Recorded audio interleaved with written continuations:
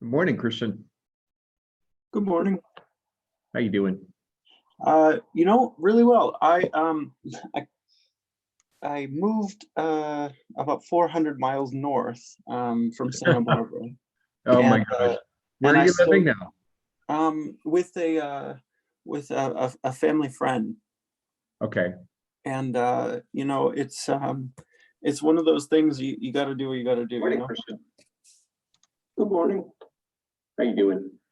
Really well. Let me turn off the audio. Sorry about that. Okay. So yeah, you made a choice to go north. Yep. Okay. So what's the name of the town?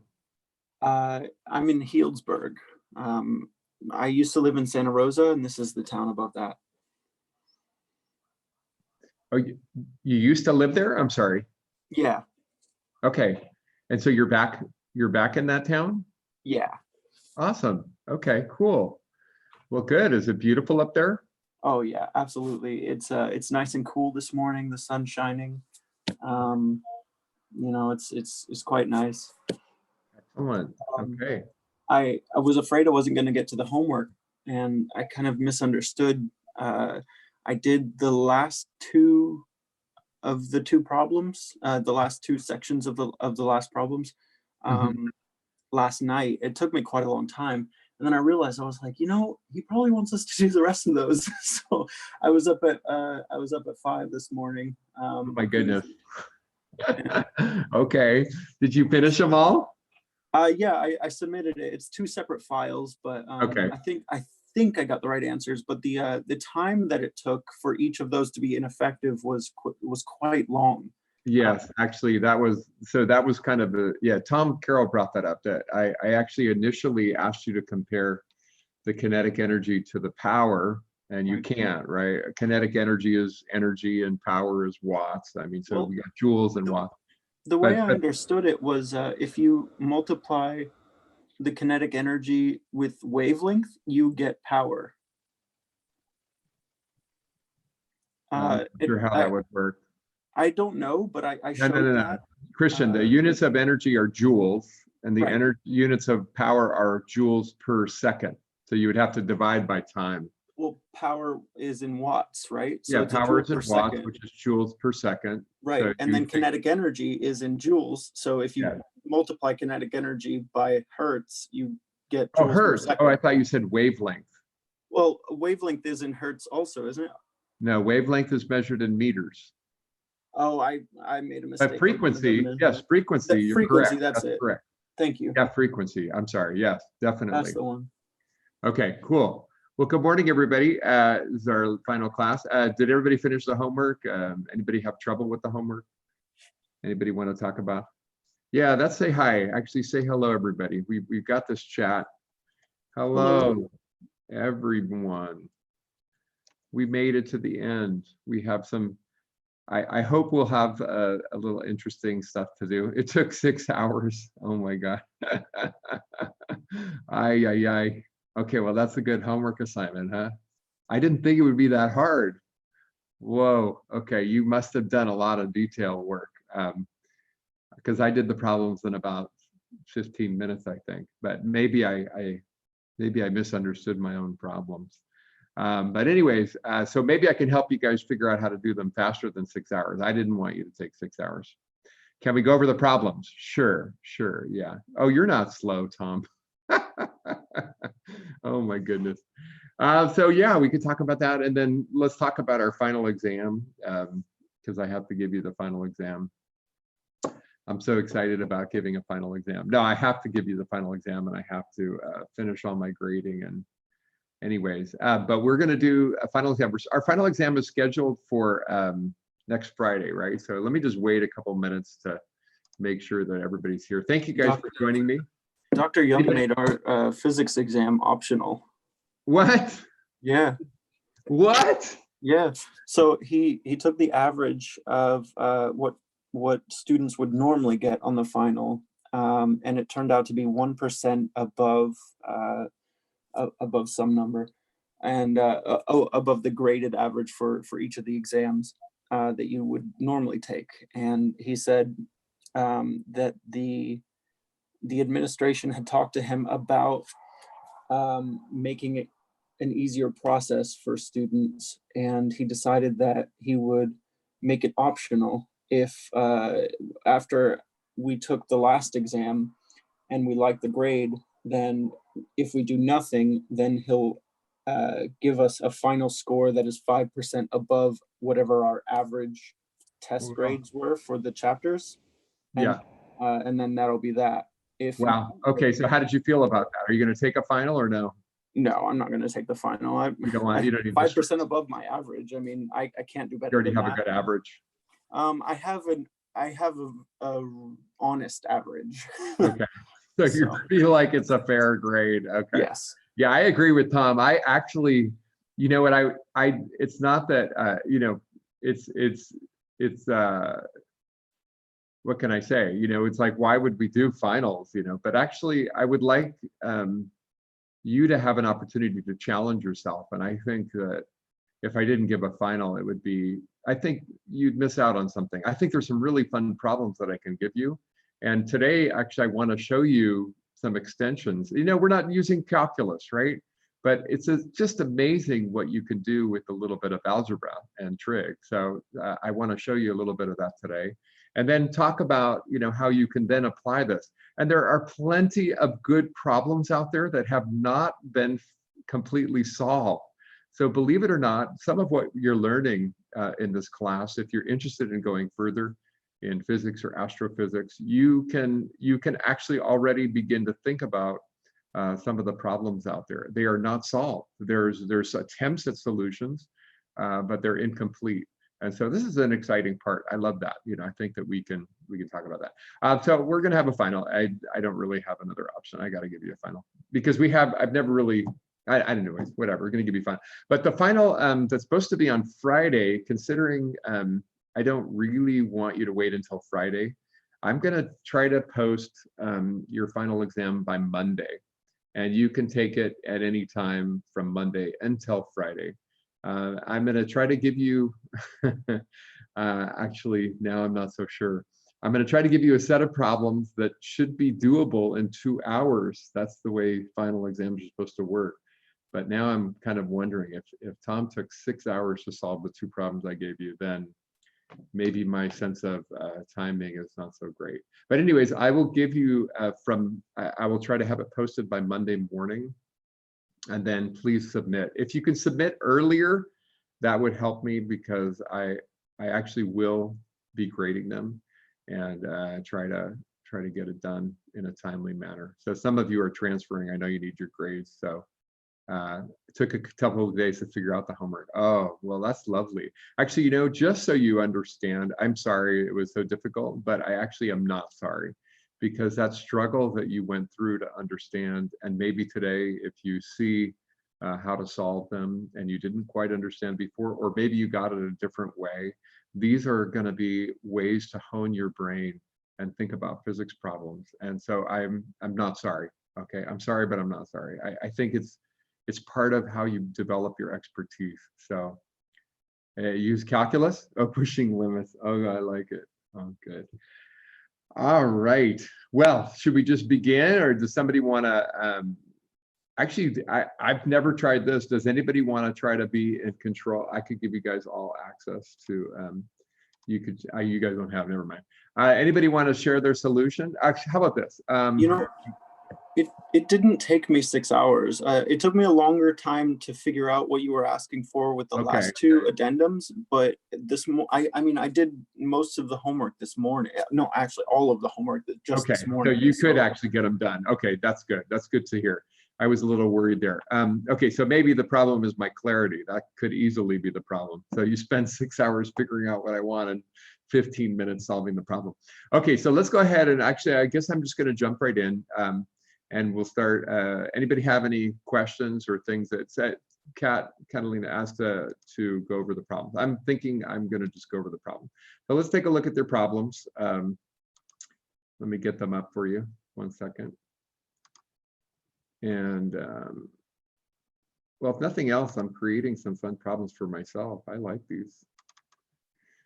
And again, keep in mind what Tom brought up. You cannot compare directly the kinetic energy and the power. That wasn't the question. Okay, so here is a, everybody see the homework? This is a homework problems.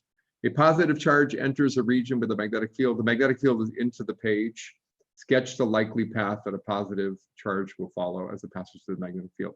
I'm really inclined to think that what I'm going to do is give you a problem like this where the field is off, the particle enters the middle of the field, and then I turn it back on again. And this way we can avoid some of the issues where the particle can actually leave the region of the field. I want the particle to remain within the field. I'm not trying to do a difficult problem. I want to keep it simple. Okay, so that's our problem. And so this is the solution. We're gonna see the solution. It's a pretty simple problem, okay? Yes, edge effects are interesting, not what I want to focus on. We have enough to just deal with this, okay? So this is supposed to be a kind of a simple problem, but you have to be able to use the right-hand rule, which is perfect because it's a positive charge. What would you do if it was a negative charge? You'd have to flip everything over, and I'll demonstrate that if you like.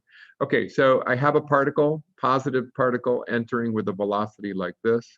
And if you haven't done it my way, this is the way I do it. So you point your finger the direction of the velocity. Your middle finger is going to be the magnetic field. You're going to have to rotate the middle finger to point down into the page.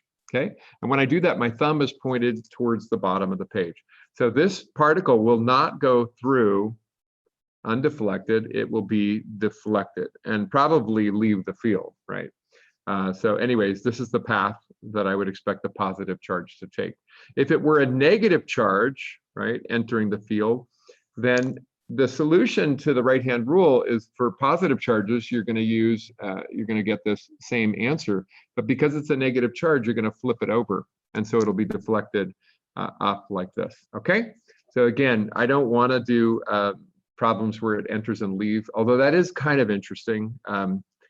We're going to go ahead and probably just do problems where it's stuck inside of the field. Okay. Will you show that one more time? Because I got it backwards. Oh, sure. Okay. So actually, why don't I do it with my face? Okay. So the way that I do it is you make a little pistol with your hand, and your forefinger, your pointer, is the direction of the velocity vector. Your middle finger and your thumb are perpendicular to it, right? And the middle finger is the magnetic field. So if I were pointing this direction, I'd rotate my hand so that my middle finger points down into the paper. And then the direction of my thumb will be the magnetic force. That's the way I do it. And it works beautifully for me. So that's what I use. With a negatively charged particle, you do the same thing, but the last step is because the Q is negative, you flip everything over. And so your answer is the opposite direction. Okay. All right. So I like that one also because if you are learning later vector calculus, if you're studying vector calculus, this is your positive X, the I hat vector. This is positive J, positive Y, the J hat vector. And this is the positive Z, the K hat vector. And so I cross J equals K is one of the neat little things that you want to remember just to have it as a handy tool, okay? Okay, so there's 3 rules that I showed you. One of them was for a wire carrying current, okay? You wrap your fingers around the wire with your thumb pointed the direction of the current, and your fingers coil around the wire the way that the magnetic field will go around. The magnetic field makes loops around wires. The second right-hand rule involves circles of loops of current, right? And actually, that turns out to be a very useful device for creating uniform magnetic fields in physics or anything, and engineering. And so if I curl my fingers around in the direction of the wire current, the positive current, then the magnetic field comes out of the coil in this direction, which means this is the north magnetic pole. And then the third one, this is the velocity vector. and the middle finger is the magnetic field vector, and the thumb is the force vector. Okay. So actually, oh, I know what you're thinking of, Kenny. You're thinking of if you're talking about a positive current in a wire, then your velocity vector is the same as the direction of the positive current. That's what you're thinking about. And so it is also, a wire is deflected in a magnetic field as well. But the middle finger is still going to be the magnetic field. Okay. All right. So back to the problems. Okay, so we got the first problem. We just sketched it. Okay, and now we know the field strength is 0.3 Tesla. The speed is 4.5 times 10 to the 6th. Is this relativistic or not? Would you say yes or no? You need to be able to say yes or no. Okay, I'm going to say no, because it's less than 100th of the, it's about 100th, right? A little more than 100, but it's a pretty small velocity. Charge 50 microcoulombs, mass 2 times 10 to the minus 5th kilos. What is the magnetic force? Okay, so we are going to remember how to do that problem. Gamma 1.000113, definitely not. Yeah, we don't need to worry about relativistic. Okay. So just a simple problem. First of all, what is the strength of the magnetic field? And the strength of the magnetic field, yep, F equals QVB. Okay, so we're going to put in the Q, and I've already forgotten the Q. Hold on. The Q is 50 microcoulombs. I'm going to translate that immediately. 50 times 10 to the minus 6 coulombs. The speed is 4.5 times 10 to the 6th meters per second, and the B is 0.5 Tesla. Okay, so what I told you is that this is going to work out, so don't worry.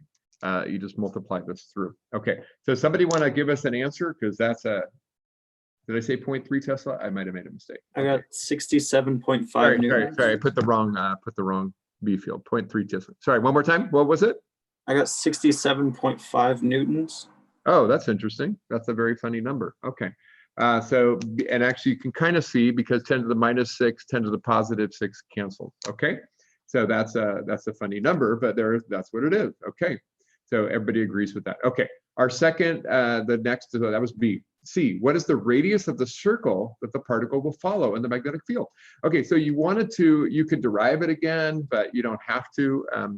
But the concept is that this magnetic force, this is our magnetic force, is causing the particles to actually circle, right?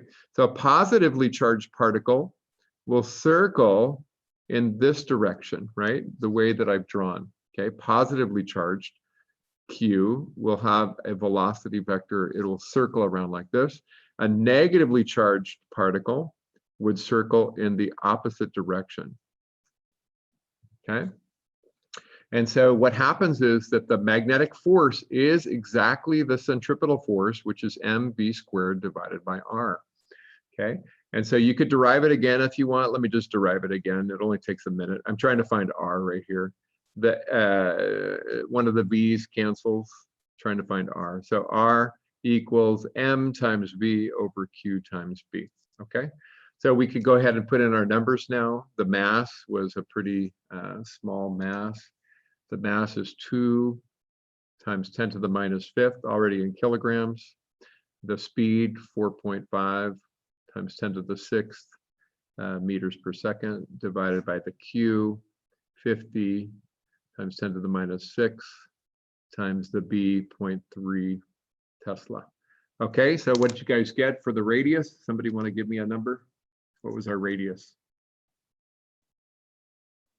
6 meters. Oh, cute. That's actually very cute. Obviously, that's very round. Was it exactly 6? Yeah, no problem. So actually look for your mistakes. It's a minor mistake. Again, if you get the wrong answer, I'm not supposed to mark everything wrong. If you show me your work, I can give you partial credit. Okay. So 6.00. Wow, how about that? 6.00 meters. Okay. Next problem. Next problem. What is our next problem? I must have done something crazy wrong because I got 6 times 10 to the 6 meters. Yeah, you see what happened. Actually, look at the powers. You got 10 to the minus fifth times 10 to Yeah. the positive 6. So they're going to cancel pretty close. Well, then you have 50 times 10 to the minus 6 on the bottom. Yeah, that's true. Tom, you sure that's right?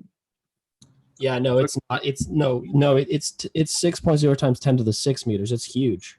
Yeah. Oh, Tom, did you do that wrong? Yeah, no, it's not 6 meters.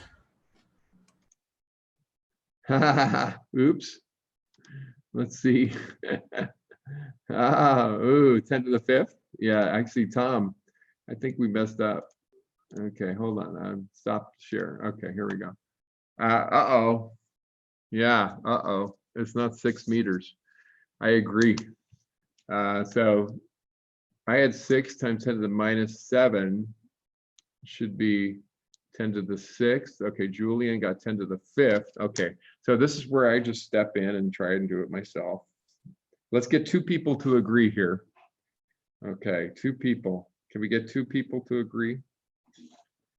2e 5 negative times 4.5 e6 divided by 50 e negative 6 divided by 0.3. Oh, I got 6 million. Oops. Oops. Yeah, I got 6 million as well. Same. Okay. Yeah, 6 million. Tom, we got a radius of 6 million meters. Oops. Okay, let's fix that. So the radius was 6 times 10 to the 6th meters. Yep, okay, no problem. That's fine. Okay, great. Okay, so that's very unphysical, by the way, just so you know. I don't know why I picked such a, I think I had a different idea, but so odds are it's not going to stay in the field, right?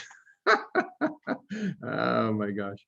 What is the period for one orbit? Oh my goodness. Wow, that is really a funny thing. Okay. All right. So let me just go ahead and go through. So next question, question D. Neglect any energy losses. What is the period? And then E, what is the frequency? Okay. So let's go ahead and try that out. So how do you find the period, the length of time it takes to make one orbit? Well, you're going to need to find the time, and it's just the distance divided by the speed. What's the distance? Well, one circumference, right? Divided by the speed, which is going to be 2 pi times r divided by v, okay? Which we've done before, okay? So we've got 2 pi times 6 times 10 to the 6th meters divided by 4.5 times 10 to the 6th meters per second, which this 10 to the 6th cancels. That's cute. And so you get a period of, what'd you guys get? Period of, I can simplify it. 8.38 seconds. 8.38 seconds. Okay, 8.38 seconds. Any confirmation? Yep. Okay, great. Okay, so we've got the period. What about the frequency? The frequency is 1 divided by the period. I think I did plan on this being a smaller amount of time so you would get an actual frequency. Does anybody want to guess what my mistake was? How would you get the radius to be a lot smaller and therefore the period a lot smaller? What would you need? What did I make? I think I made a mistake. I think I made The a mistake. charge needs to be bigger. The charge, okay. Oh, Actually, I'm going to say that that is not where I made my mistake. I think the charge is actually pretty reasonable. Anybody else? How would you force it to go in a smaller circle? And the second problem. I think the mass should be smaller. Okay, could be a smaller mass. Yeah, smaller mass would have done it. A lot smaller mass. Maybe my mass was a little bit too big, definitely. Anybody got another solution? So smaller mass is one solution. What's another solution?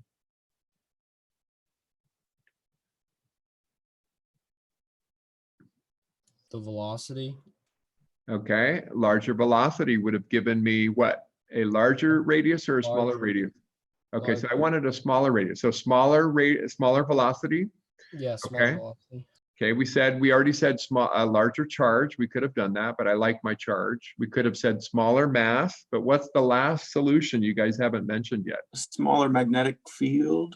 A stronger magnetic Or field. yes, stronger. Right. So Because I it's on gave you the a, denominator. yeah. So you guys actually in the second problem we got real life magnetic fields. I hope you got a number and you could actually have checked to see if it was reasonable. But if you looked at the fields, they were a lot stronger than the field that I presented in this problem. Okay. Anyways, this is the answer because it's what it is. It's not wrong. I mean, see, I got an answer. It's just a little funny because it's going to be a fraction instead of more than one. Usually, if I'm asking for frequency, it's because I'm expecting it to happen more than once per second. But sometimes we're interested in fractional frequencies. It's not impossible to talk about. And so you should have gotten, 0.119, the units for frequency. Who remembers? That's seconds to the -1. Hertz. Seconds to the -1, which is 0.119 hertz. Okay. That problem hurts me a little bit. Okay. Just kidding. Sorry about that. Okay. Calculate the total emitted light power by the particle at the moment it enters the field. How does it compare to the particle's kinetic energy? What I really wanted to know is at this rate that it's losing energy because it's radiating. Did you skip one? Did I? Oh, what is the acceleration? I totally did. Sorry about that. Yes, I skipped one. I skipped acceleration. Okay. F, man, there's a lot of parts in this problem. A equals V squared divided by R. And therefore, you've got your 4.5 times 10 to the 6th meters per second squared divided by 6 times 10 to the 6th meters. Okay, and I still end up with a pretty large acceleration, don't I? Even with that.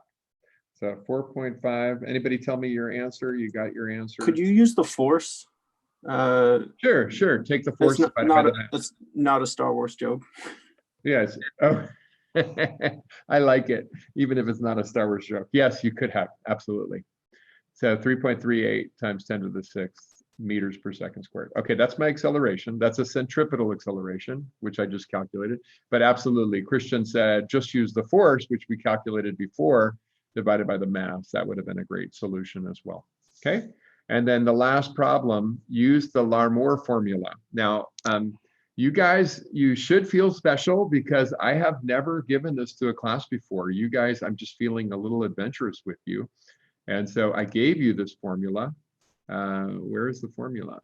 I don't see the formula. Where is it? Oh, here it is. Okay. So no, that's not the formula. Where is the oh, I gave it to you in class. Okay. I don't know what it is. Who knows the formula? It's new. Two times the charge squared times acceleration squared, or actually I said a squared, which is the distance in this case. No, a is acceleration. Oh, then I did it wrong.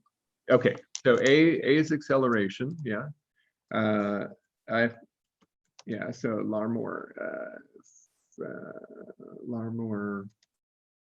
Is this one the q squared a squared over? Yeah, that's the one. Epsilon. And I think we found a new version, right? We put down 2/3 k q squared a squared over c to the third. That should be the formula. Does that look familiar to you?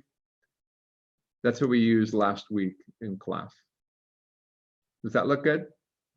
Anybody? Yeah. Yeah, okay. But could you have used the original one as well? Sure, of course. But I wanted you, we know K, we know the value of K, right? 8.99 times 10 to the 8th. So we could use that in here, okay? All right, so this is power in watts. We put in a 2/3. We've got the 8.99. I don't really want to cancel units, but should I do it anyways? No, can I just let go? I'm gonna let go. You guys do it. Okay, the what was the charge again? 50 times 10 to the -6 squared. The A was 3.38. Units gave you fits. Okay, well then I will go over the units. Okay, 10 to the 6 squared divided by 3 times 10 to the 8th. I know I'm being a little lazy. What's the breakdown of coulombs? I got confused on that too. Okay, well, then let's just do the calculation first, and then I'll do the unit analysis, okay? Let's go ahead and go through that first. Okay, so I should get an answer. You guys can help me out here.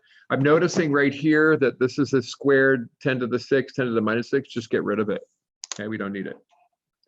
I also have one of the, well, I'm just going to put it in then. Okay. Boy, this is a lot of work. Who gave you these problems, right? Just kidding.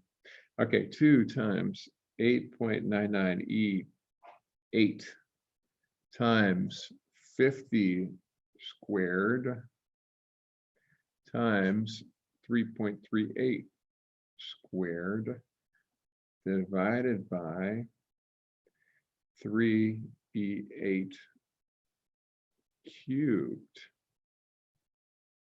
Okay, anybody get a number? I got a number. 6.34 times 10 to the minus 13 watts. Okay, so let me just, I'm gonna write it down, okay? And then let's compare it to the kinetic energy. So the kinetic energy would be 1/2 mv squared, 1/2 my mass. What was the mass again?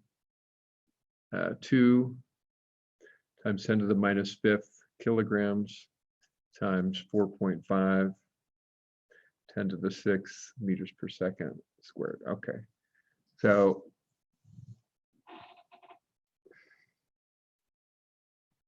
okay, I got 0.5 times 2e negative 5th times 4.5 e6 squared.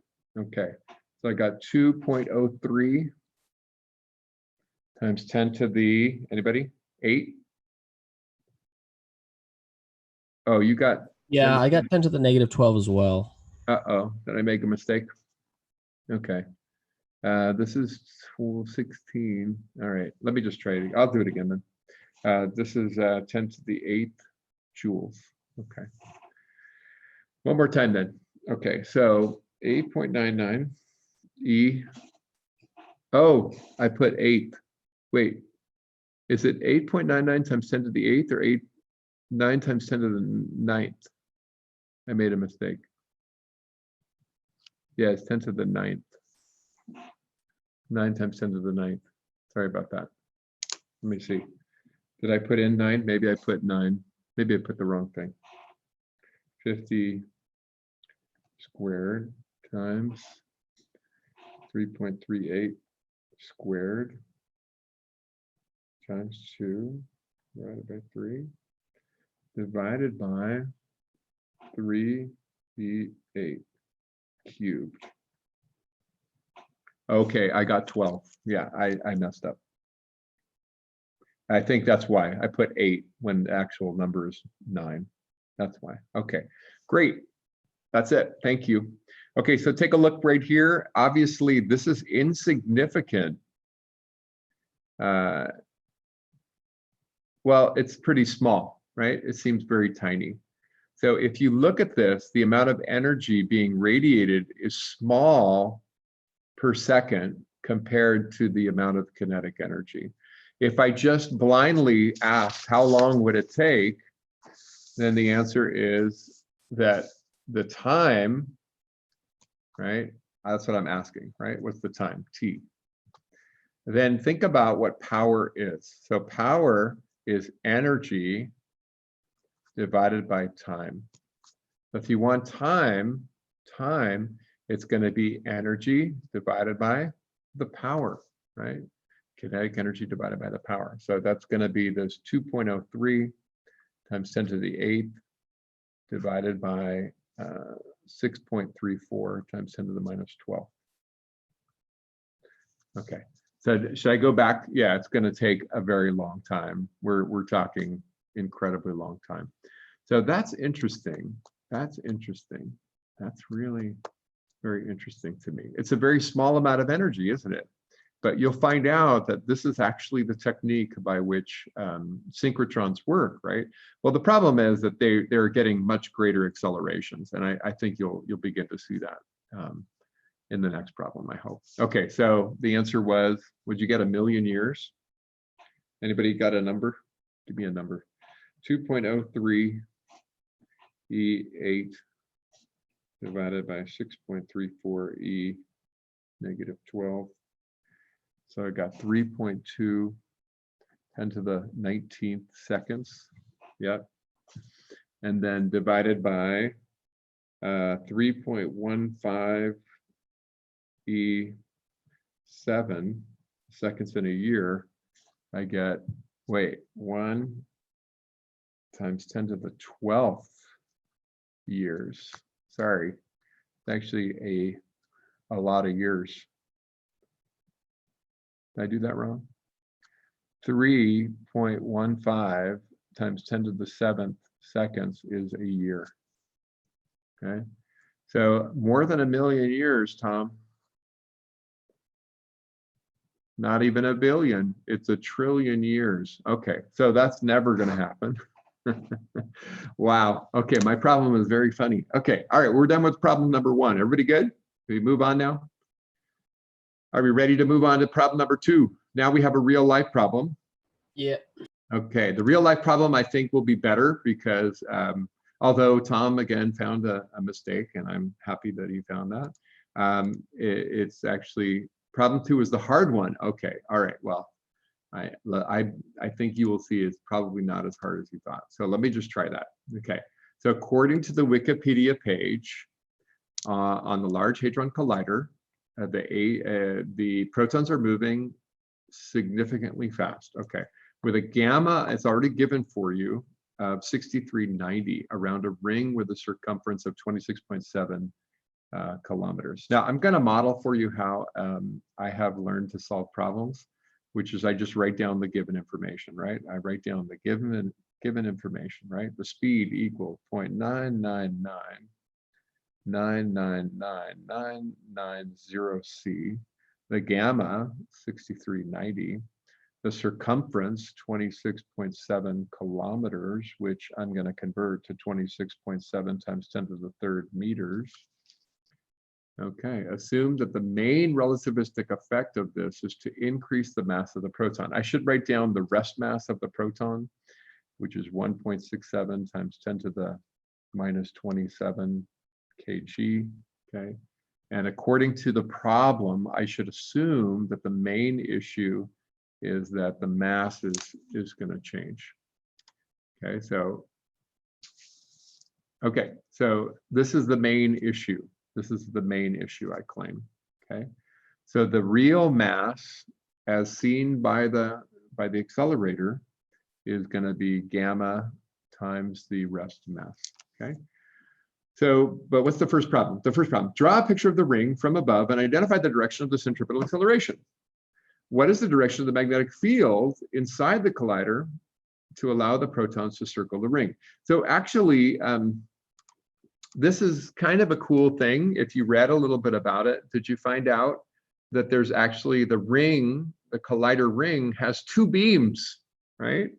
So, and they are in the same ring somehow, right? So inside of the same ring, we actually have particles traveling in both directions. So it's actually really 2 separate problems, right? One set of protons is going, let's make it go clockwise, right? So we'll make a velocity vector like this. And the other is counterclockwise, make the velocity vector like this. So we know the direction of the centripetal force is towards the center. We know that. Okay. And we know they're protons, so they're positive Qs. And so the right-hand rule dictates how this works. So if I want the thumb to be pointed this way, and I know my velocity vector is pointed up, then my middle finger has to point down into the page. So the magnetic field, B, is into the page. Okay. Now, instead of awkwardly hurting myself trying to make this work, I'm just going to turn my second picture over.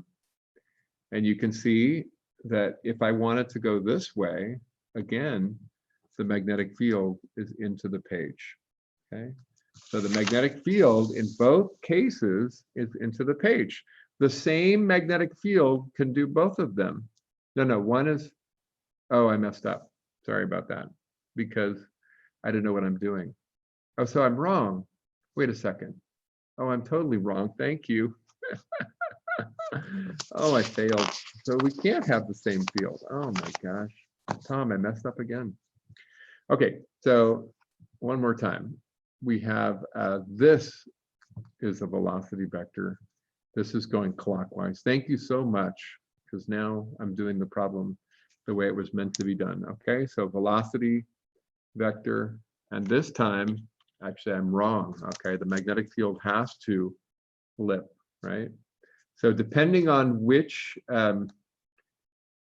direction the protons are traveling, you actually need side by side 2 different directions for the field. Wow.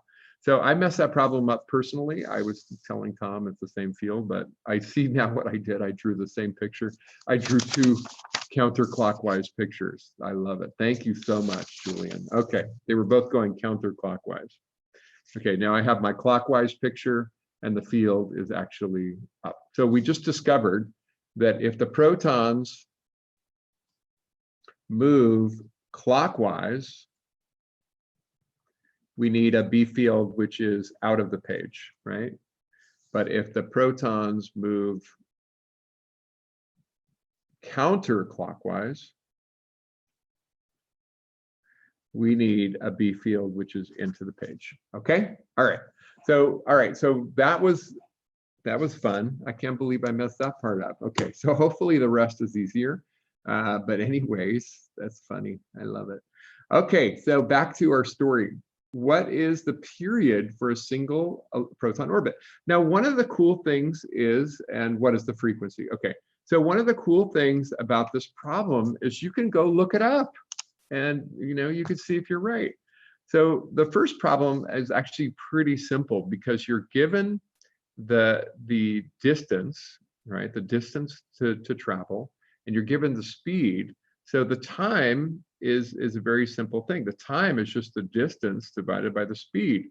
That's going to be 2 pi r. Well, we don't know r, but we can figure it out in a minute. But we don't even need it right now, do we? We just need the distance divided by the speed. So we literally are going to put in 26.7 times 10 to the 3rd meters divided by 0.9999990 times 3 times 10 to the 8th meters per second. That's how easy this problem was, right? This is a really simple actual problem. So what was the time? Okay, and you should have gotten a number that you could actually look up and see if it's precise. I already did this calculation, by the way. So did anybody else get a number? Want to tell me a number? Yeah, okay. So 89.1 times 10 to the minus 6 seconds, which is also known as 89.1 microseconds, okay? And so if you look in the Wikipedia page, it says 90 microseconds. I'm okay with that. That's actually fine, okay? And what about the frequency? So this is an interesting idea. Again, I'm going to supplement the problem and tell you a little bit about why I was asking this. Although now that I look at this, I don't know that it's really an issue. So 1 over the period, so this is the period, The period would be the time it takes, the particle. So 1 over the period is 1. Let me do the calculation myself. Okay, 26.7 E3. Can you guys check it for me? Point.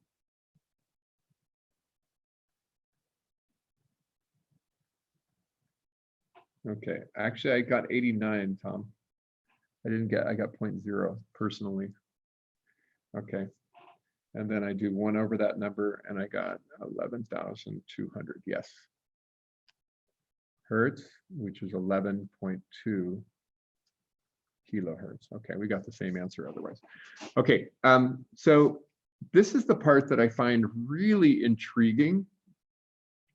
is when you put these particles in the ring, they are going to be losing energy. That's part of the next problem. But what you're going to do is maintain that energy. How do you do that? You're going to pump energy in, and this is the frequency that you're going to use. So actually, the way that these synchrotrons can work is they are going to use this frequency to know how frequently they need to push on the particles. So you send in a signal. There's going to have to be a region, by the way, where the particles are flying through a region with an electric field, right? If I'm a positive proton, right, I'm a positive Q, how do you speed up? Well, I need an electric field to speed me up. And so in the ring, there's going to be regions where they have the ability to supply an electric field. And they're going to pump that electric field at the frequency that we just derived right here. So this is kind of a neat little fact about it, right? So in fact, in the old days, the way that they did it, and I don't want to do old days, but in the old days, they actually separated the turning portion of the ring, and then they had the pump portion, and then they had the turning portion. We called it a D ring. And so in this region, in these side parts, you're turning magnetic field, but in these regions, you have an electric field to speed you up. And so you could speed, and actually, this is actually how you could get it up to speed even. You pump it with the electric field in this portion and this portion, and then you turn it with the magnetic field in this part of the loop. Okay.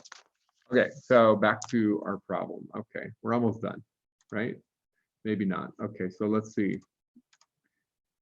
So I found a nice formula. I did change it just slightly, but anyways. Oh, using the word from class, derive a formula for the strength of the magnetic field. Oh, okay. So first we need to figure out a formula for the strength of the magnetic field. What is the necessary field strength to keep the protons orbiting? Okay. And then we'll do centripetal acceleration. Then we'll use this formula here. Okay. Okay. Yeah, it's a little bit of work. Okay. Man, your teacher sure gives you these thick problems here. Okay. Anybody like these kinds of problems? Are they fun or no? I like them, but anyways. Okay, so start off, let's go back to what we learned, right? If we go back to a formula for radius, for example, we had a formula. I mean, you could go back all the way to the beginning. If you go back all the way to the beginning, QVB equals MV squared. Okay, I gotcha. Okay, and we're looking for B. So all you need to do is just solve for B. So one of the B's cancel, and you end up with B equals M times V divided by Q times R. So this is what I asked you to do. So I said derive an equation. There we did. We derived an equation. You could have started with another version of the equation, but this is actually the nicest thing, right? What we wrote down is that the magnetic force is exactly enough to be a centripetal force. And so now I've got an expression. So I can just put in some numbers.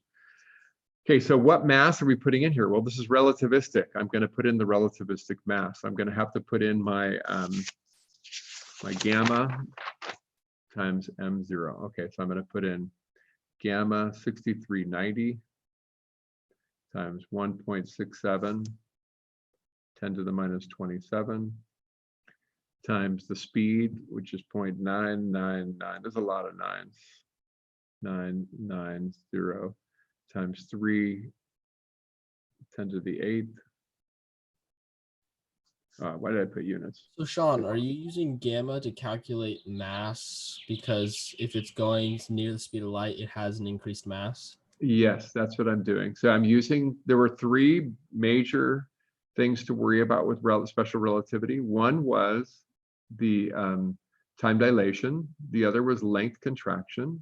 And the third was relativistic mass. So I told you in the problem, consider this to be the biggest issue in this problem. Okay. Okay, question? You okay with that? Okay. And the Q is 1.602 times 10 to the minus 19 coulombs. And the radius, oh, we never got the radius. Uh-oh, so we got to get the radius. So we finally have to do radius. I'm going to go up here. So 2 pi r is equal to 26.7 times 10 to the third meters. So what's the radius? Anybody get a radius? Kind of an interesting number. I got 4249.4 meters. Yeah, that's a funny number, huh? Okay. So it's not a number that, 4249. Okay, meters. Okay. So 4249 meters. Okay. I'm not sure what that now. I put the meters in, forget about the units. Okay, I know I didn't go back and do those other units. Okay, so let's go. What did we get for the strength of the magnetic field? I did this before, so hopefully I get the same answer I got before.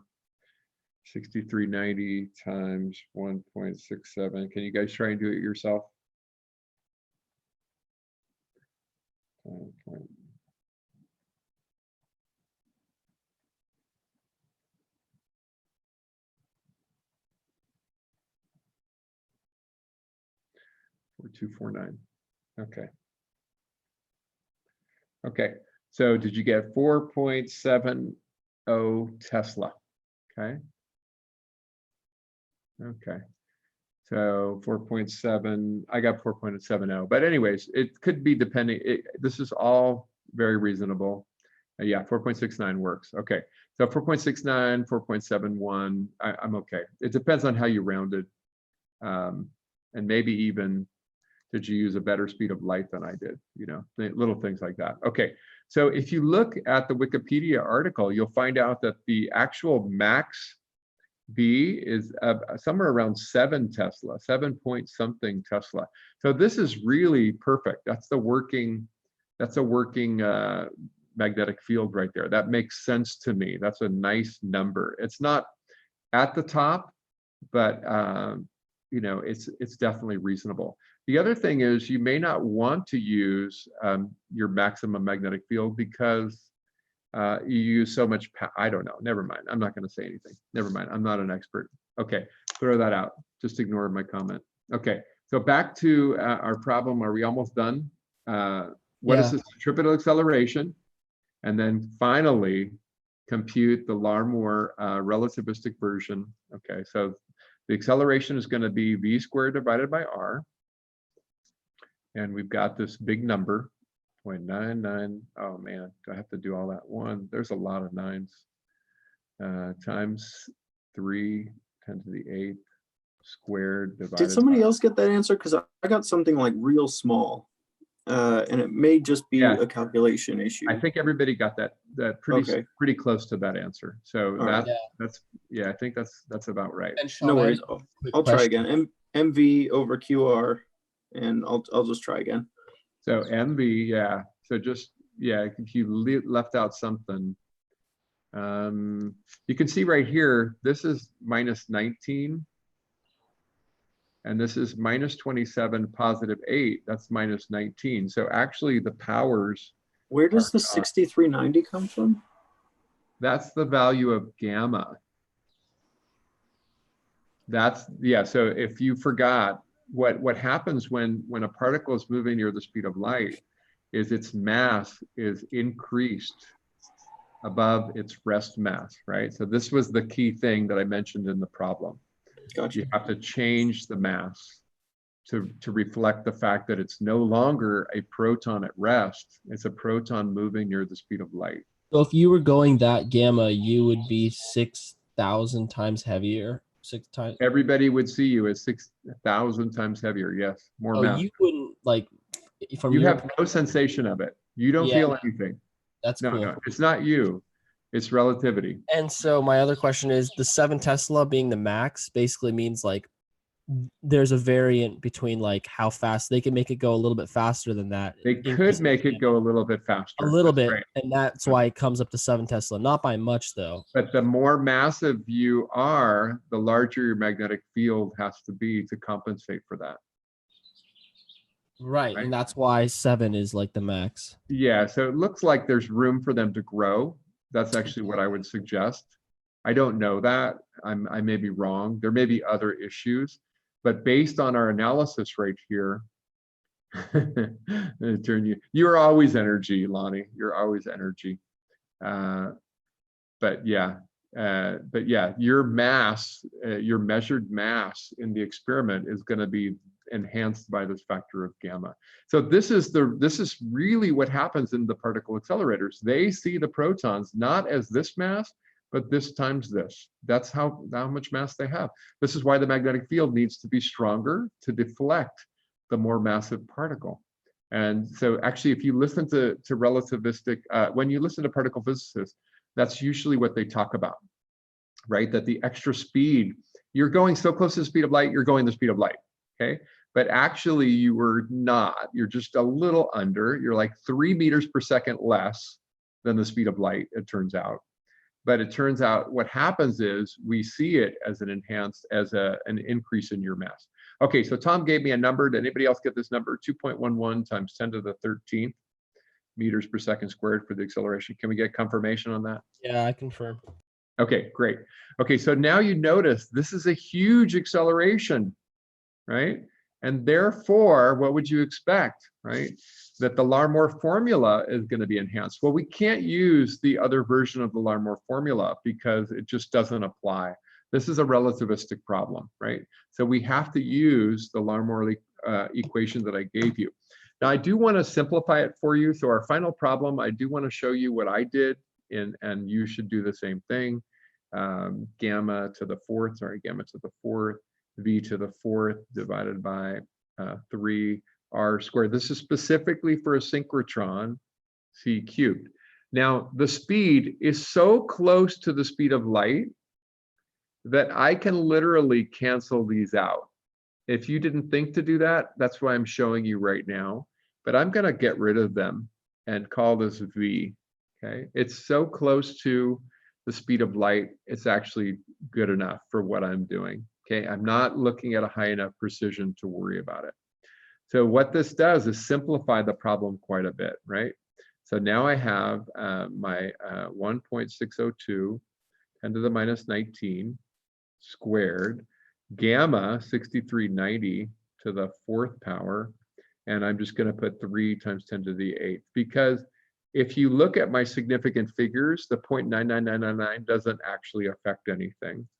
So this makes it a little bit easier for calculating, and 4249 squared. Okay, so that makes my calculation a little bit faster and easier. Okay, you did too. Okay, so let's go ahead and boy, these calculations are brutal, man. Gosh, what kind of teacher submits you to that? Okay, so I'm going to go ahead and start with my gamma factor, raise it to the fourth power. I got a big number, 1.67 times 10 to the 15th. How about that? Times 3, 8 times 1.602 E19 squared. Oh, this is divided by 3. Sorry about that. Times 2 divided by 3 divided by 4249 squared. Okay. Anybody get a number? Okay. So I got, can we get a number on the power here? It's 4.74 10 to the minus 22 watts. Okay. So that's our power. Okay, 4.74. Great. And our kinetic energy, what's the formula for kinetic energy? Technically, you're gonna have to do kinetic energy. The kinetic energy is 1/2 mv squared, right? No, that's not right. It's gamma minus 1 m0 c squared. Okay, that's what it is. And actually, there's a couple of ways to quickly solve it if you want, but whatever. Let's do it the hard way. So gamma minus 1 is 6390, so 89. These are straight off of their website, right? 1.67 10 to the minus 27, and then 3 times 10 to the 8 squared. Okay. So 6389 is almost the same thing as 6390. It's not going to make a big difference. But anyways, 6389 squared times 1.67 E27 negative times 3E8 squared equals, okay. So I got 6.14 times 10 to the, how come I'm getting a different number than you, Tom? 10 to the negative 3.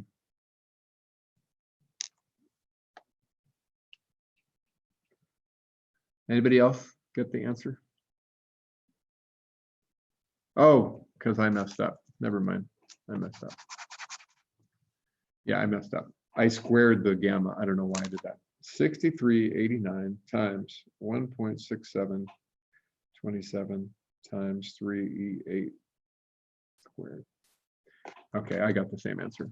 9.60 10 to the minus 7 joules. Okay, so the time again, time would be the kinetic energy divided by the power would be 9.60 10 to the minus 7 divided by 4.74 times 10 to the minus 22.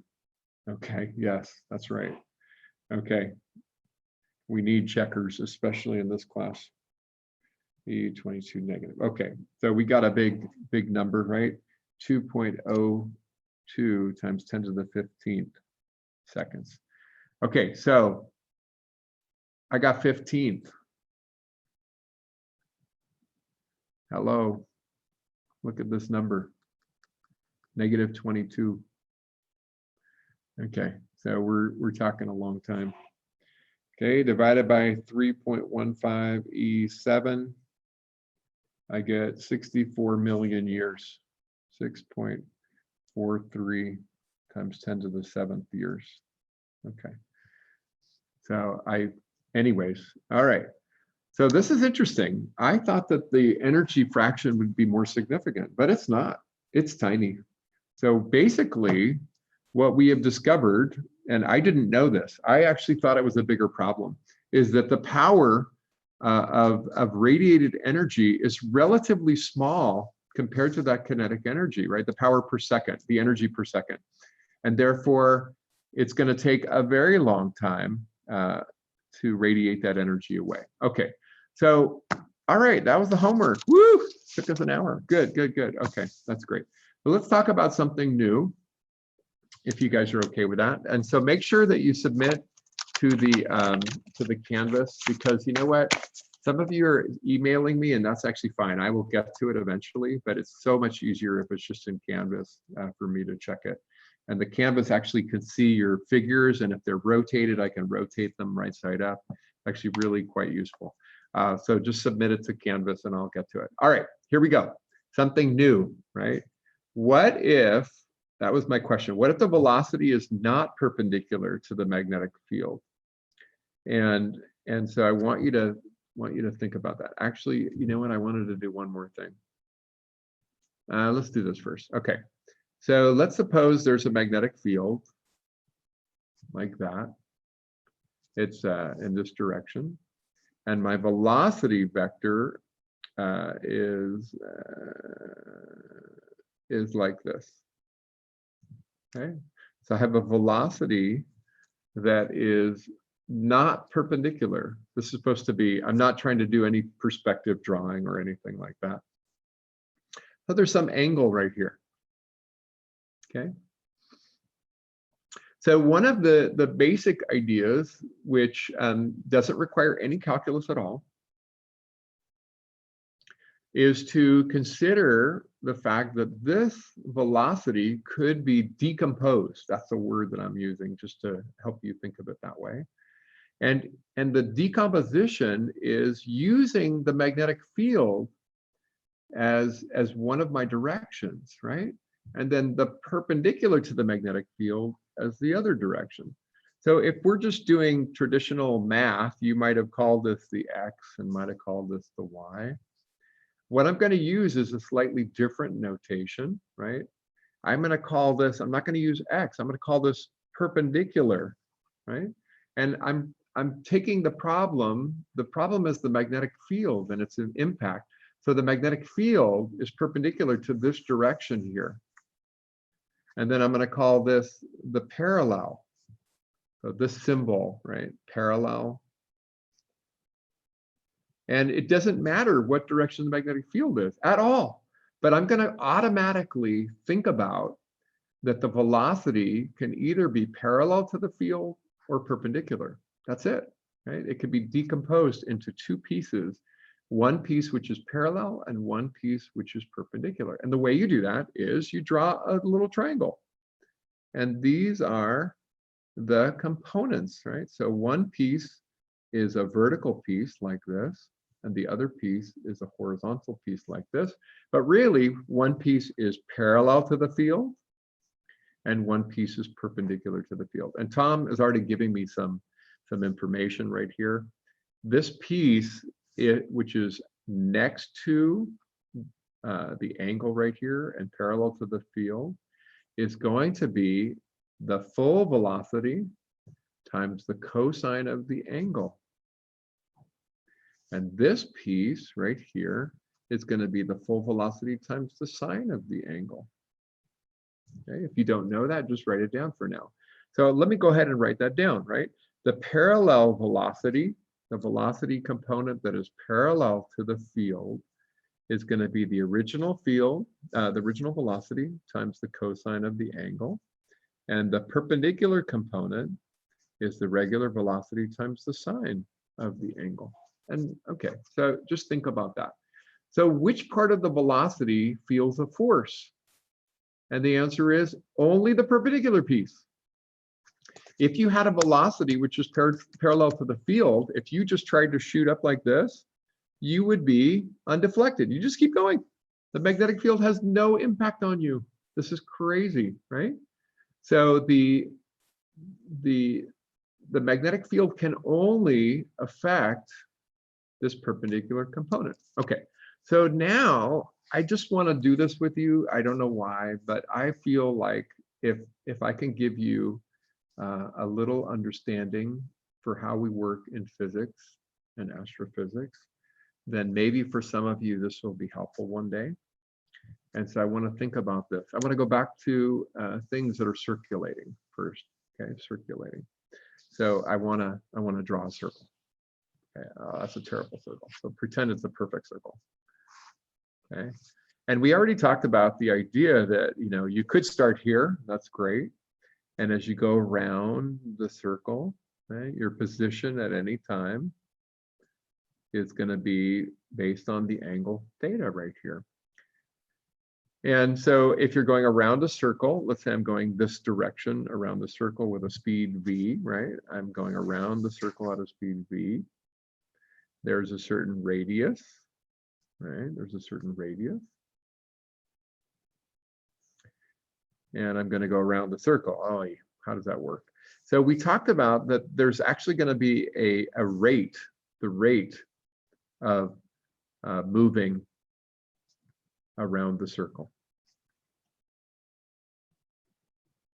Okay, and the name for that we've already talked about is called the angular velocity. So you may not remember this, but hopefully some of you do. It looks like a W, but it's not. It's the omega, lowercase omega. And what is it? Well, it's 2 pi divided by the period. That's what it is.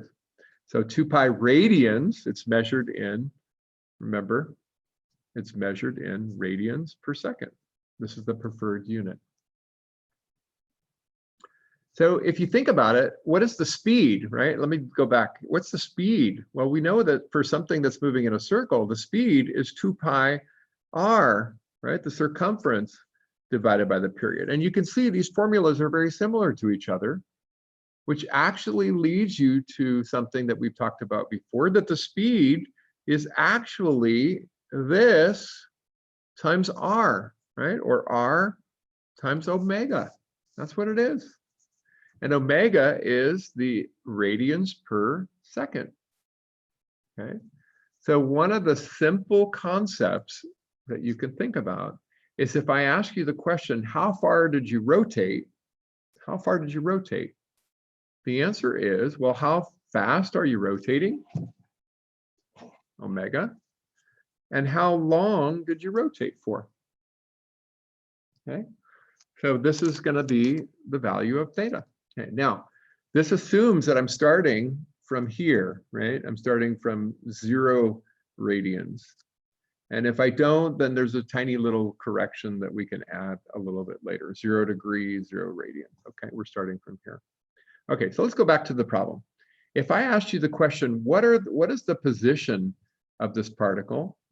You can actually use the letter R and the angle theta to describe it. And that's called polar coordinates, right? So you can use R and theta to actually express the position. This is called polar coordinates, right? And that's fine, you can do that, okay? But we often use X and Y, right? So how do you translate between polar and Cartesian, right? Which is the X and the Y. X, comma, Y. And so it turns out there's a very, very simple relationship. It's actually just a triangle. And this is the value R, right? And so if you remember, the side that's next to the triangle is the cosine, right? So it's going to be R cosine of theta is this piece of the triangle. And this piece right here is R sine of theta. So down here, I could write something down for you. X equals R cosine of theta, right? And Y equals R sine of theta. But remember that theta is advancing at a certain rate. So really, what I want to show you is that X is a function of time and Y is a function of time. And they are very simple. They just go like this. R equals cosine of omega t. And Y equals R sine of omega t. And so this is called parametrization. We're using the time to show how X is advancing, right? X is advancing as a function of time as you go around this circle. Okay. All right, so what happens if you don't start from this point right here? Well, the answer is, and I'm not going to do it, but I just want you to be aware that let's suppose instead of starting from the origin, starting from here, I start from here. We call it a phase angle phi, right? We call it phi. And this is what I'm going to start at t equals 0. I'm here, right? At t equals 0 here. Then what's the new formula? Well, it's very similar, right? It says X equals, this is still R, and we're going to do the same speed as we had before and the same omega. It's going to be R cosine of omega t, but this time we're going to add that phi angle, right? So what we're going to do is we're going to remember that we started not from 0, but from this little angle right here. And same thing with Y, right? And so this is the phase, right? This is called the phase. The phase, and it's out of, you know, it tells you how far you advanced, how far you were from the 0 degree point or zero radian point when you started the problem. We're not going to do this, but I just wanted to show you if you want to make it more correct. That's actually the general case, right? The general case means you may not start, you start from phi, not from 0, okay? All right. So now what? Well, now let's talk about what happens if you are moving and nobody touches you, right? So I'm moving with the velocity right here, and there's no forces acting on you. And if I said to you, well, this is like an x velocity, right? If I said to you, what's your position, right? Where will you be, right? What is x as a function of time, right? Where will you be? Well, the answer is, well, how long am I acting, right? And so the answer is you just take that velocity and you multiply by the time. It's that simple, right? Whatever your velocity is in that direction, you're going to go. And you're going to move a certain distance, okay? So these are the pieces that we want to put together now, okay? Because I want you to think about what happens to a particle in a magnetic field when the velocity is not perpendicular. What happens? And the answer is you get this beautiful kind of motion, right? So I'm going to go ahead and pull it away from the line, but remember the lines are everywhere. The magnetic field is uniform.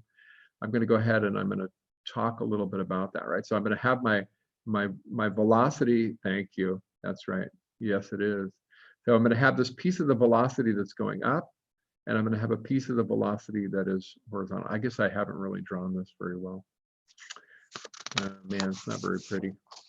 Okay, so actually what I wanted to do is show you that there is a circular motion that's coming from here. So I should have put it down here, let's say. And then this is the field. There's a circular motion. So there's a circular motion, but there's also this motion carrying it up. So as it goes around, it's also looping up. So instead of staying on the single loop, it's going to actually rise to a second loop. Well, not really to a second loop. It's going to coil up to the second loop. So the next time it's up here and moving in this direction, it's actually going to be moved up. It's going to be offset from the original location. So your motion is going to be a helix. So that's what it is, a helix, right? And so let me go ahead and define a simple problem for you, right? And this is the easiest thing to do, I promise you, because it's going to fit together with what we did. Let's go ahead and let this be the positive z direction. And our magnetic field is going to go up, right? Helix is like a spring, basically. Yeah, it's going to look like a spring. It's going to look like a spring when we're done, okay? And back to our story, right? We're going to have this velocity that is tilted to the field by some angle v. But part of the velocity is parallel to the field. In fact, that's going to be z velocity. And the other, which is perpendicular, is not going to be z. It's going to be in the xy plane. So if I try to draw a three-dimensional picture, this is very confusing because I wanted you to get this idea. And I'm not really that great at drawing three-dimensional pictures, but let me see if I can do that. And I want to draw the x, positive y, positive z. I want to imagine a circle in the xy plane.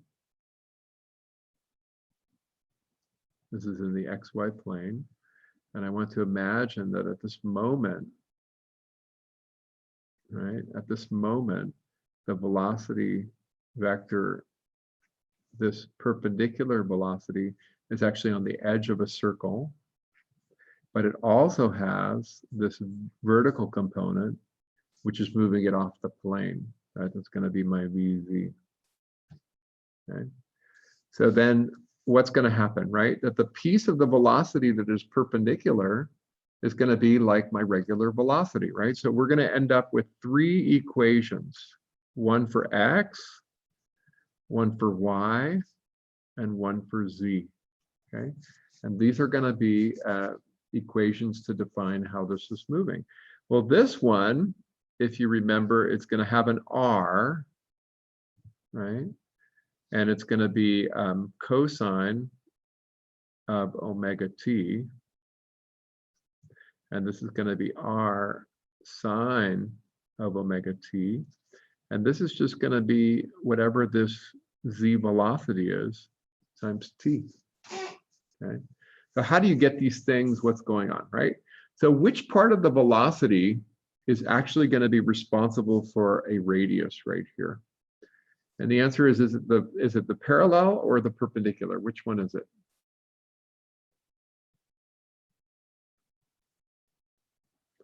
Okay, the answer is the perpendicular.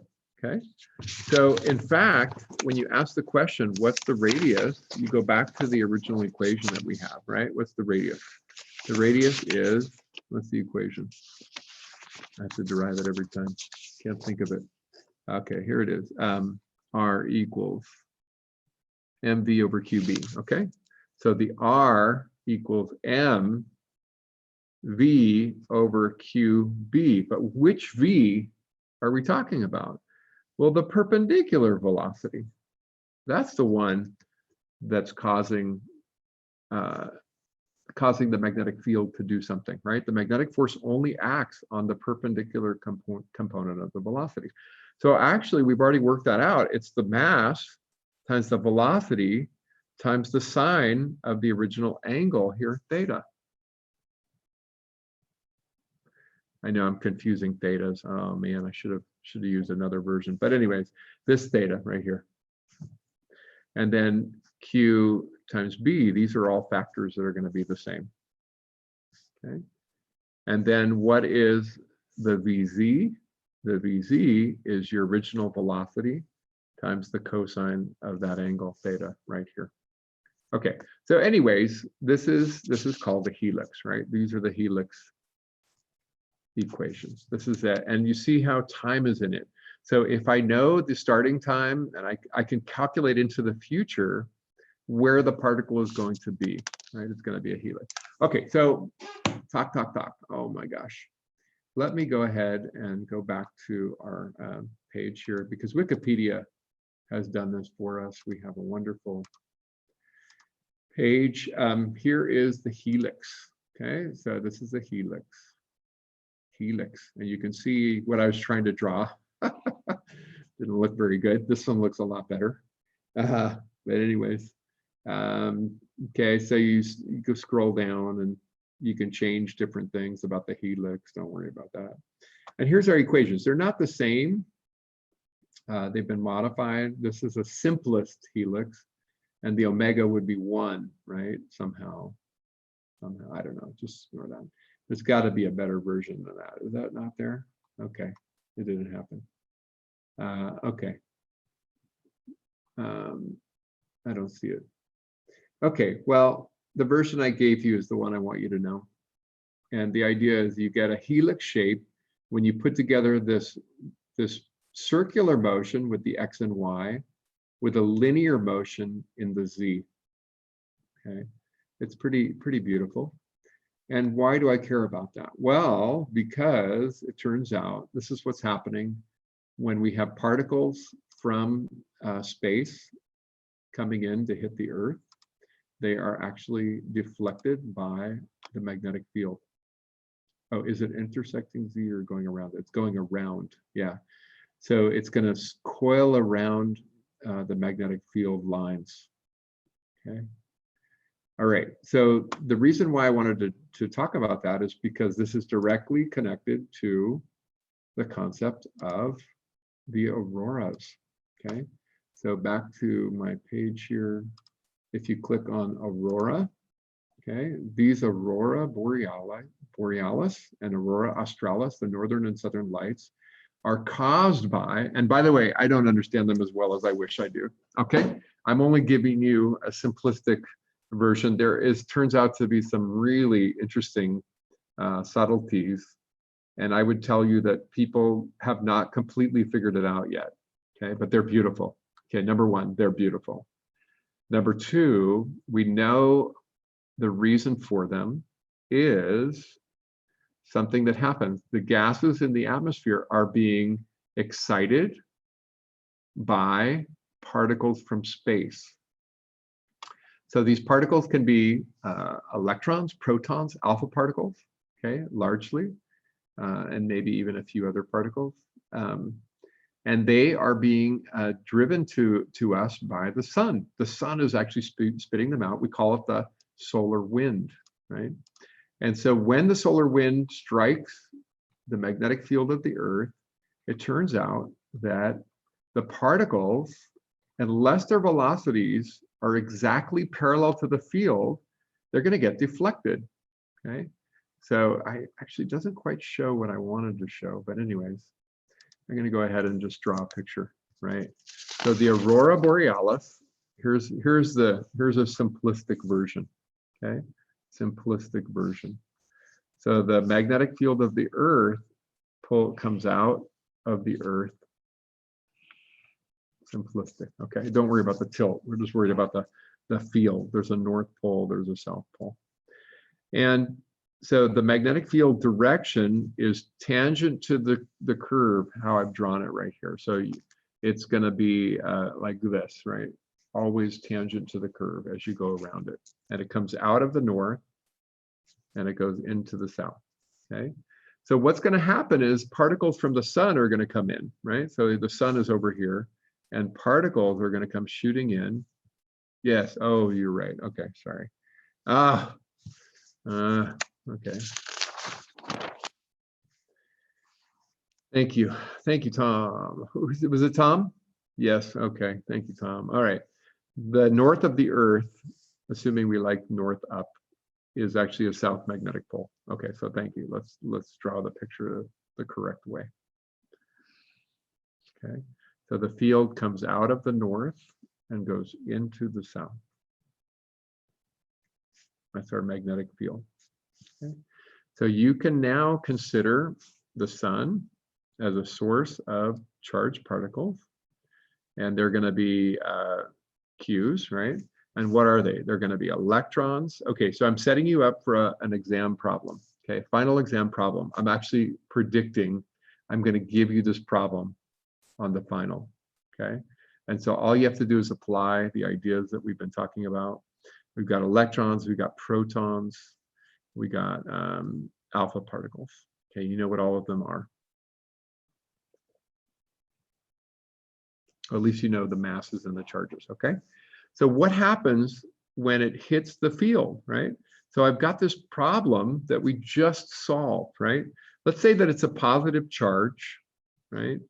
And it's difficult to draw, but let's go ahead and let's zoom in on this particle. As soon as it finds magnetic field, what's it going to do? So we're going to zoom in on this region right here. And so I have my picture. I have a magnetic field line, which is in this direction at this moment, right? I have a magnetic field that's pointed along the path, right? It should be more parallel, sorry about that. But anyway, something like this. And then I have a velocity vector, which is like this. And I have a positive charge. Let's make it a positive Q. Okay. So you are going to think about this. You're going to think about the part of the velocity which is perpendicular to the field, and the part of the velocity that is parallel to the field. I've drawn it just a little bit differently, but here's the angle theta. And I would have to give you some numbers, I suppose, to make this a real problem, but maybe it's a conceptual problem. Let's talk about conceptually.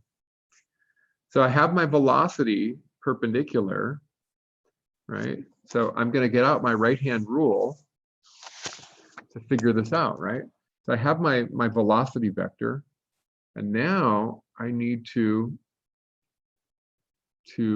put the magnetic, I put my middle finger match with the magnetic field direction, and my direction of my force is down. The direction of the force is into the page. So what does that mean? That the particle sees this line. Let me try to draw this, right? And it's going to be directed towards the line. Well, what does that mean? That the particle is going to want to come around. I'm in front of the line, and then it's going to go behind the line, right? And if it only had the magnetic field, if it only had a velocity perpendicular, it would just circle like this, right? So it would go in front of the magnetic field line and then behind it, right? You guys following that? So if I were looking down, I would say that this is counterclockwise. But in fact, because of this part of the velocity, it's not going to stay on a circle. It's going to move higher and then behind and higher, right? And it's going to coil in this direction. So where are the positive charges going to go? They're going to end up going over here to where the field is hitting the Earth. So as they spiral down through this region where you have an atmosphere, they're going to give up their energy. They're either going to collide with the air molecules, or they're going to radiate energy because of this acceleration. And that excites the air molecules and they begin to glow, right? So we figured out that this particle, because of the way it's hitting the magnetic field, it's going to coil in a, what would you say? I think we're going to say, I think I would say counterclockwise, looking down on it. looking down the axis of the magnetic field, I say is like a counterclockwise spiral, okay? What if it was a negatively charged particle? How would the problem change, right? Well, the answer is, if it's negative, then the force is exactly the opposite. So this is a positive Q, right? A positive Q wraps around this way. But what about the negative Q? It's going to wrap in the other direction around the wire, but it's still going to end up going in the same direction. So as the particles hit the magnetic field, because of the angle, they're going to tend to follow the line, the direction that they're already going. Okay. What about down here, that same positive charge, right? What happens now? The positive Q hits the magnetic field. It's going to spiral around in this direction, right? So as they hit near the top, from the middle of the field, if they hit above, they spiral towards the top. If they hit below, they spiral to the bottom.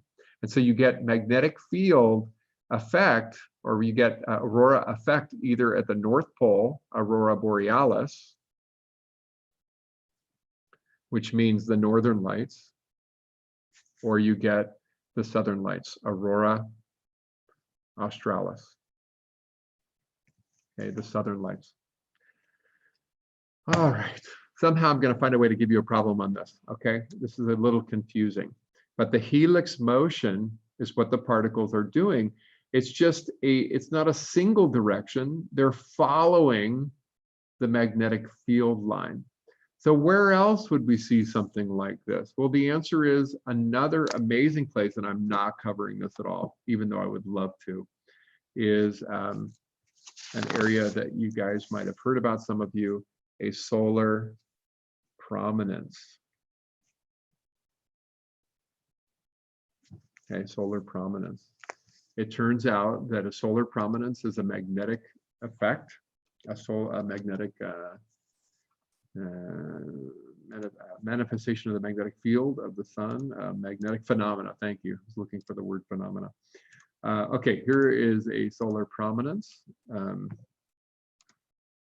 There's a picture of a solar prominence. And what you see is a loop that goes like this. And this is a magnetic field loop. So what happens is these charged plasma, the charged particles of plasma, are spiraling around the magnetic field one direction or another. And they are showing us the magnetic field that is poking out of the sun. Okay, that's a pretty amazing thing to see. It's the same physics behind it. So if you described a single particle, you would see that it follows a helical path around the magnetic field line. All right, how are we doing? All right, so why don't we take a little break? It's 11 o'clock. If you guys are good, I could use a bathroom break. So can we take a 15-minute break and come back at 11:15? Yes, and please. Thank you. Start up again with our remaining section of material. Okay. All right. Thank you guys. About 15 minutes. So it's 11:02, 11:17. 11:17 begin. Thank you. All right. I'll see you in a few minutes.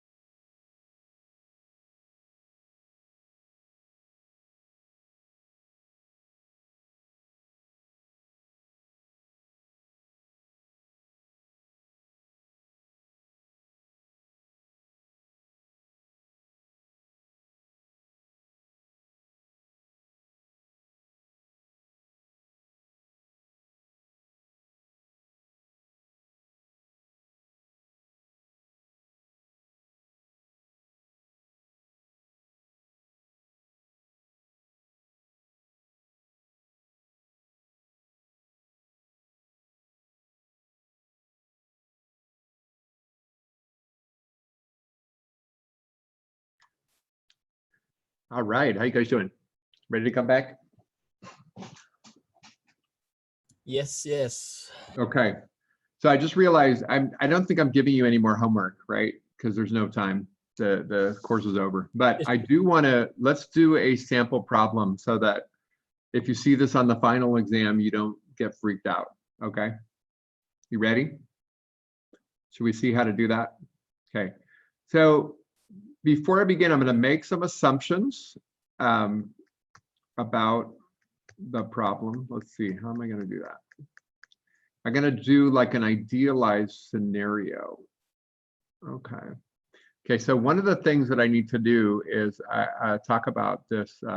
This is the solar wind speed. So this might be a typical speed. Obviously, you can have particles traveling faster or slower than this. We're just trying to get some idea what's a reasonable speed. And then let's take one of the most common particles, which is going to be an electron. Now, actually, Tom brought up something kind of important. He said beta particle. And if you didn't know, an electron is also known as a beta particle. But if you want to be really precise, it's known as a beta negative. Okay, so that actually is the normal electron. A beta particle with a negative charge is called an electron, right? You know what that is. But there is another particle which has beta plus, okay? And it's important that you know, I mean, I don't know if it's important, but I want you to know that. And it's not an electron. What would it be? Yes, that's correct. It is a positron. So it's a positively charged piece of something. But in fact, it's antimatter, right? So I think we have talked about it already, but you know, what happens when a positron meets an electron is they annihilate. And it releases a lot of energy. What's that? It releases a lot of energy. Leak Otter? It releases a lot of Oh energy. yes, releases a lot of energy. Absolutely, yeah. Well, 2 times mc squared, right? M's about times 2, yeah, 0.511 MeV times 2, right? Okay, so okay, I'm going to try to come up with a problem, and I want to try to give you a reasonable values and stuff. What about, actually, Tom, we talked about it before. What's the Earth magnetic field strength?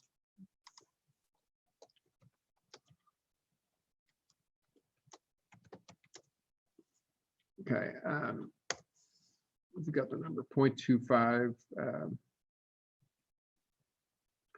Gauss, 65 microtesla, 50 microteslas. Okay, so we got a number 50. Yeah, let's put it in Tesla though. So let's put the Earth magnetic field. Earth magnetic field.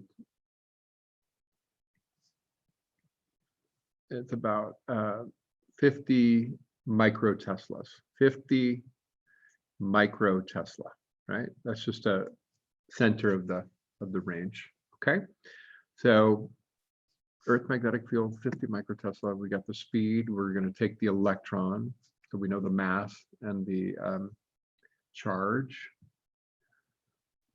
And now I have to give you a problem. Okay, so I'm going to give you a problem.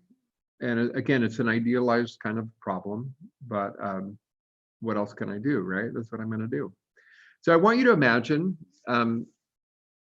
pretend that the magnetic field of the Earth actually comes out at the pole. That's not true. I know. But just for simplicity, let's go ahead and pretend, okay? So if I'm looking at the magnetic field, one of the things that I want to talk about is this Aurora thing. I'm gonna tell you that this charged particle is not going to be deflected until it gets kind of close to the Earth. So just for simplicity, I know it's not right, but for simplicity, I'm going to imagine that the magnetic field closely follows the curvature of the Earth right here, right? Just basically curves around. It's not perfect. It's close enough though. It's good enough for what we want to do. And why do I want to do that? Well, I want to try to give you a kind of a more mathematical problem. So if I were imagining the field at this moment, right? Whatever that is. Okay, actually, I'm kind of drawing a little wacky here. I have the field right here, and it's clear this is going to be the South Pole. So it's going to be going down at an angle like this, right? The magnetic field. Can you figure out that angle? Well, can I? Can I figure out that angle? Of course I can, right? Okay, so I'm going to try to define this problem here. So I have an angle. Let's give it an angle theta. Suppose I give you a real angle. Let's say that it's it should be measured in radians, but because we're not usually very good at radians, including myself, I tend to think in terms of degree, right? This would be the equator, right? This would be the North Pole. I know it's not perfect, right? This is wrong, but I'm trying to simplify the problem, right? Let's see, what would be an angle? Let me give you about 30 degrees, just to make it simple. Okay, about 30 degrees away from the pole. Okay. So if you're going to take an electron from the sun, traveling at a speed of 400 kilometers per second, it's going to hit the magnetic field, and what's going to happen? It's going to begin to spiral. So if we zoom out, right, this is the magnetic field direction, and this is our velocity vector.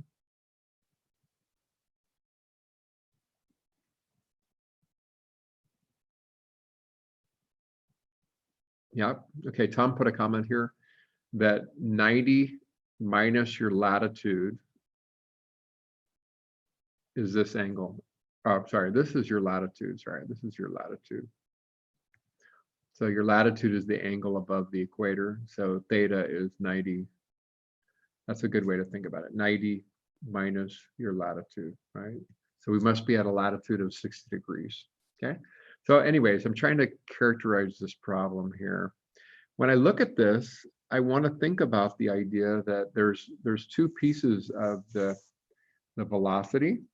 Okay, so where's my angles, right? What is this angle? Okay. I'm getting confused. Anybody help me here? Okay. This angle, okay, all right, I got it. This angle and this angle, okay. So this angle, if you look, because this line is parallel to this line, this angle matches this angle. This will be our latitude. So this must be the angle theta, actually, right here. Does that make sense? It must be the same as the angle theta.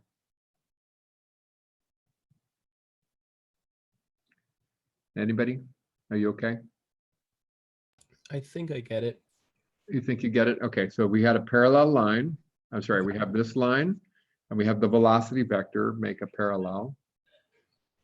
And then I have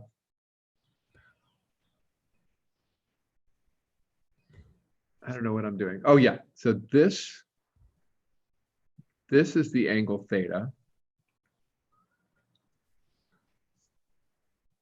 A little confusing. Okay, That so what makes I want to talk about this piece of the velocity and this piece of the velocity.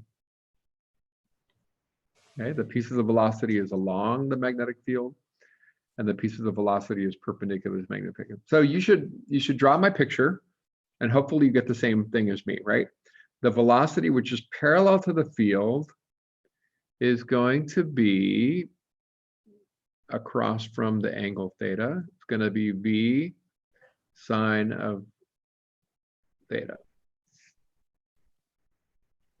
Okay, and the velocity perpendicular to the field is going to be v cosine of theta. Okay, so what are the questions that I might be interested? Some of your symbols are so fuzzy, it's hard to copy the drawing. Okay, so thank you, Lonnie. Let's try it again. Okay, so we're blowing up this one field line, and we're coming in with a velocity like this.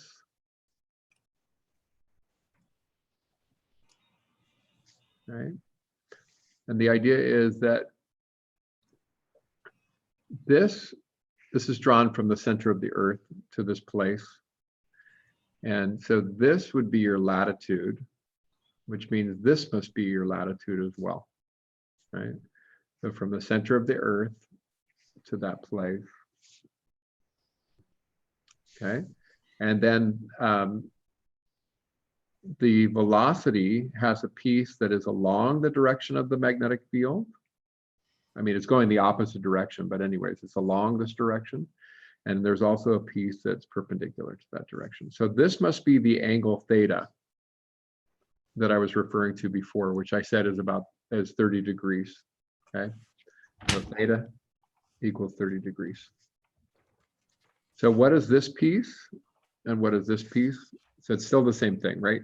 The parallel to the field piece and the perpendicular to the field piece, right?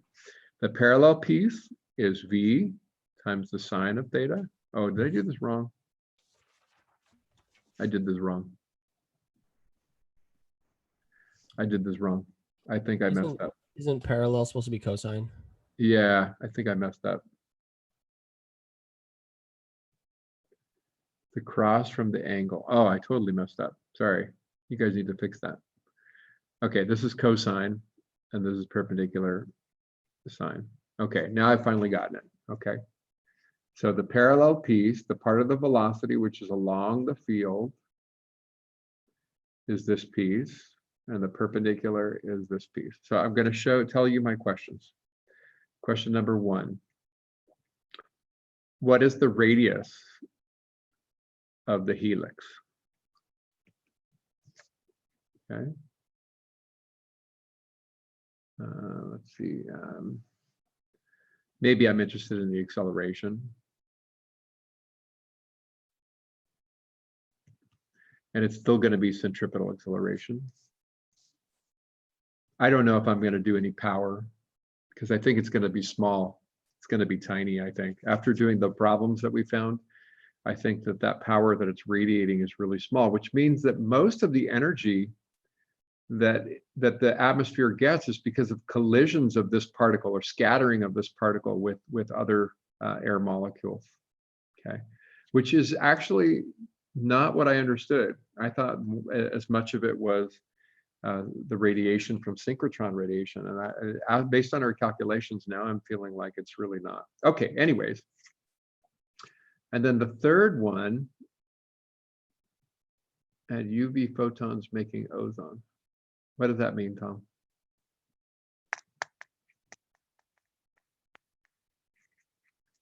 Oh, the auroras? Okay, that's energy coming in. Wait, so UV, but we're talking about the auroras.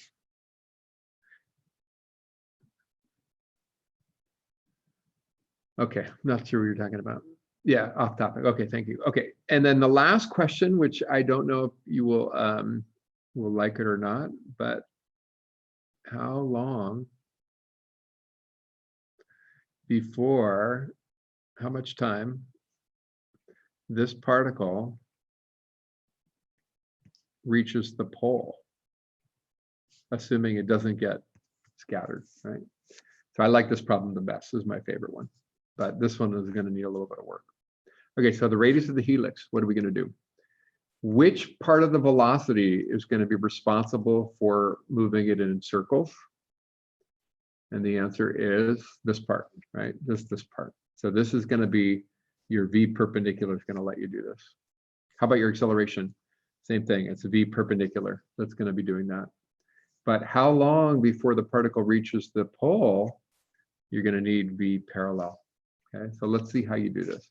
Okay, this is an example of a problem that you might have to see on your final exam. And I'm trying not to make it too hard, but I'm already seeing that the difficulty is the drawing. It's a little confusing. So the angle is kind of nice, and the other numbers are given. So let's go ahead and let's compute these pieces of the velocity, right? So what is V parallel? So we had 400 kilometers per second. That's 400. Okay, times 10 to the third meters per second, 400 kilometers per second, times the cosine of 30 degrees. Okay, and V perpendicular is going to be 400 times 10 to the third meters per second times the sine of 30 degrees. That would be kind of one of the first things I would do.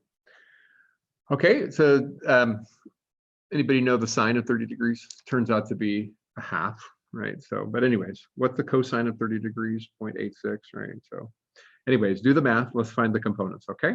So if you haven't been using your calculator to do cosines and sines, just make sure we can get the same answer together. Make sure to be in degrees, right? Yeah, if I give you degrees, right? So we'll do the cosine of 30 degrees times 400 E3. Okay, so I got, what'd you guys get?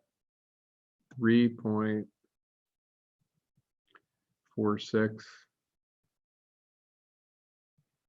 10 to the 5th. Okay, and this one is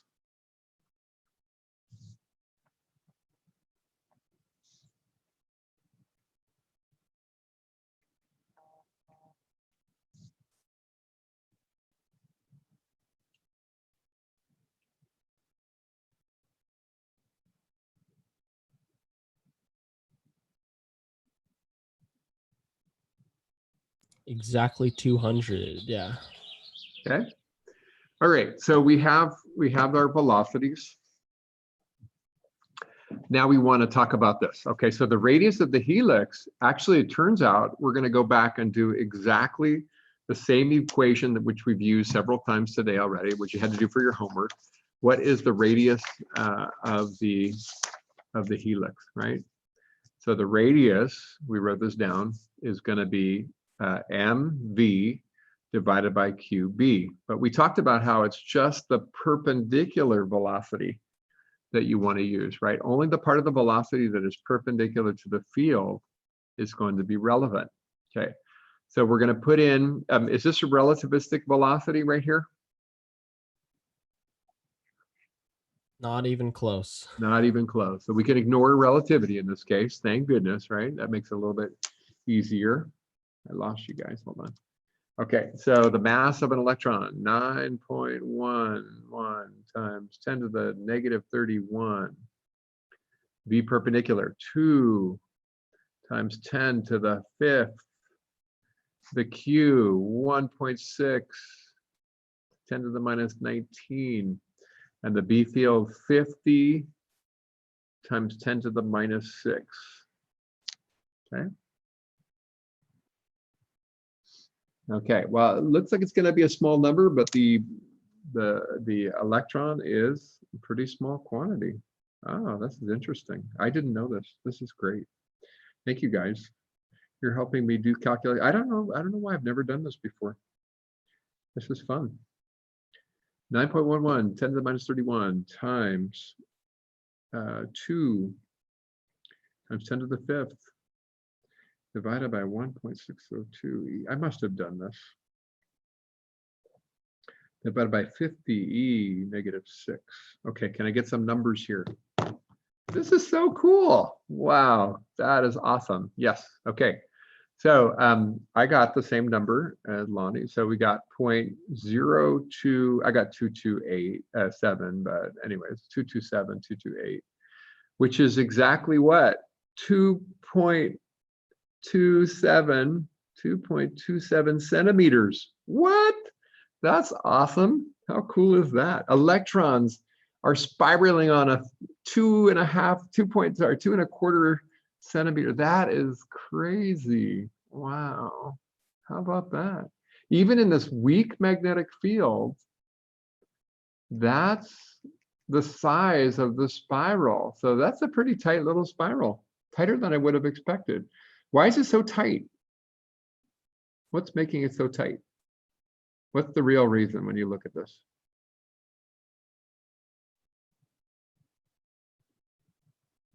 No, there's nothing about that in here, Lonnie. Actually, that's a good guess, right?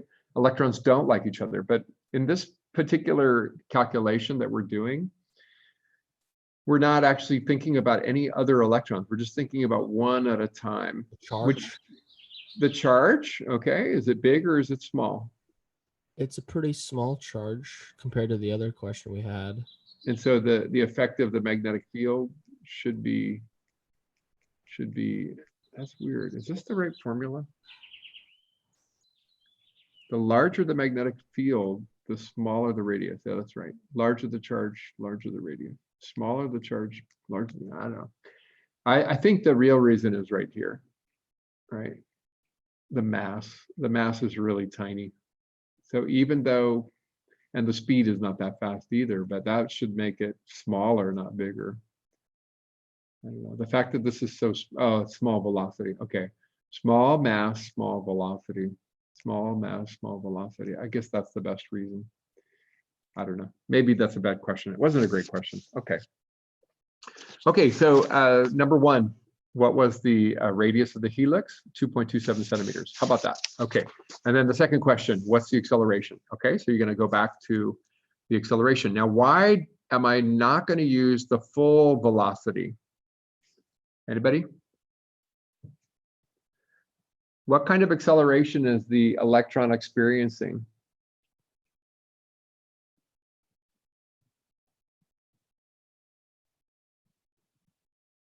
So the answer is it's only experiencing centripetal acceleration, right? The part that's moving it along the field, it's not accelerating at all. So this is just the perpendicular velocity. Okay, so we're going to go ahead and put in the numbers. 2.0 times 10 to the fifth squared divided by 0.0227.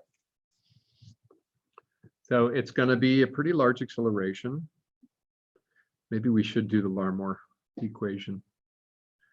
2e⁵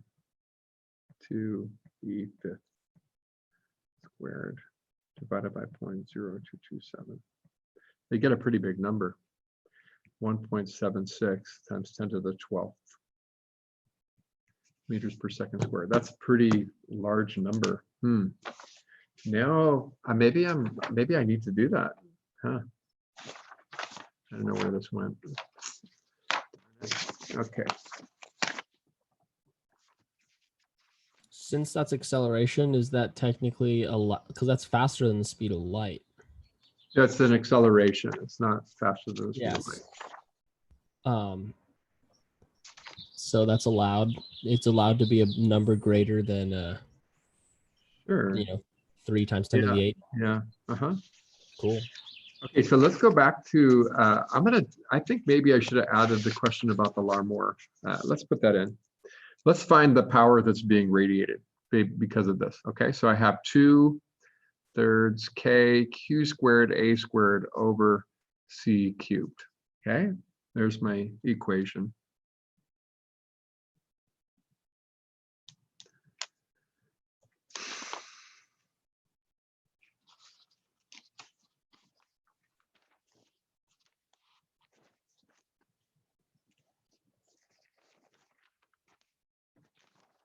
Okay, I figured out the order. Okay, let's see that. Can you guys want to go ahead and try that out?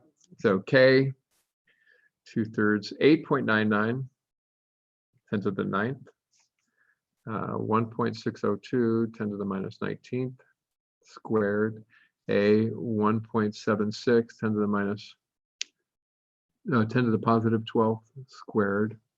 Okay, so what do you see? You guys see that this is actually, it's still going to be negative, of course. 3 10 to the 8th cubed.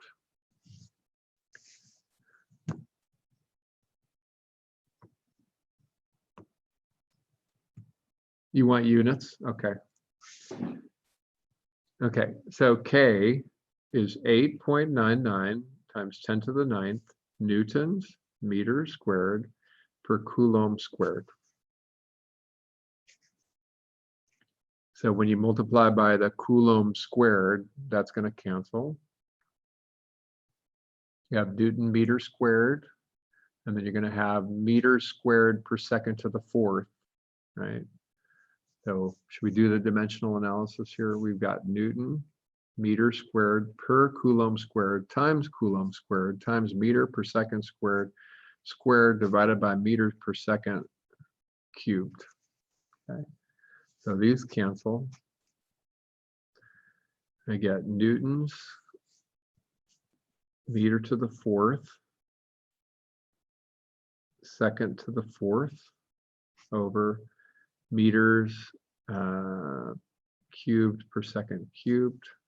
So all of these are gone. I get a Newton meter per second, which is a joule per second, which is a watt. Okay. All right. All right, let's try our number now. See if we can get the numbers to match.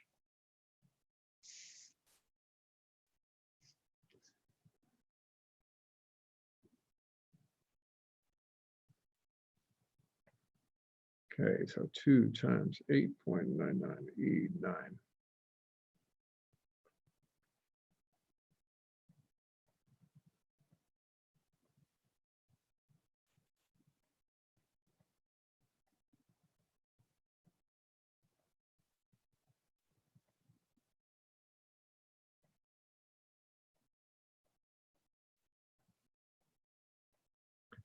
Oh, that's tiny. Okay. I didn't get that small. If you look right here, it's +9, -38, +24. Oh, you did? Uh-oh. Hold on, let me see. -38, +24, -14. That's -5. No, I didn't get that. No, I got the right answer. Okay, the right answer was 1.76 times 10 to the -29th watts. Okay, you guys check your math again. Okay, you're squaring both of these terms divided by this cubed. See, if you just look at the powers, it can't be 47. It's got +9, -19, -19 is -38. That's -29. And then this is +24. That's -5. And this is divided by 10 to the 24th. So this is the right power order of magnitude, 10 to the -29.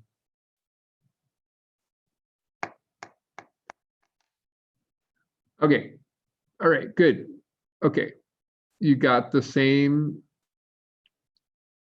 Oh, you did it again. Okay, great. Good. Okay, so we checked. Now, what do you notice then? This is incredibly small.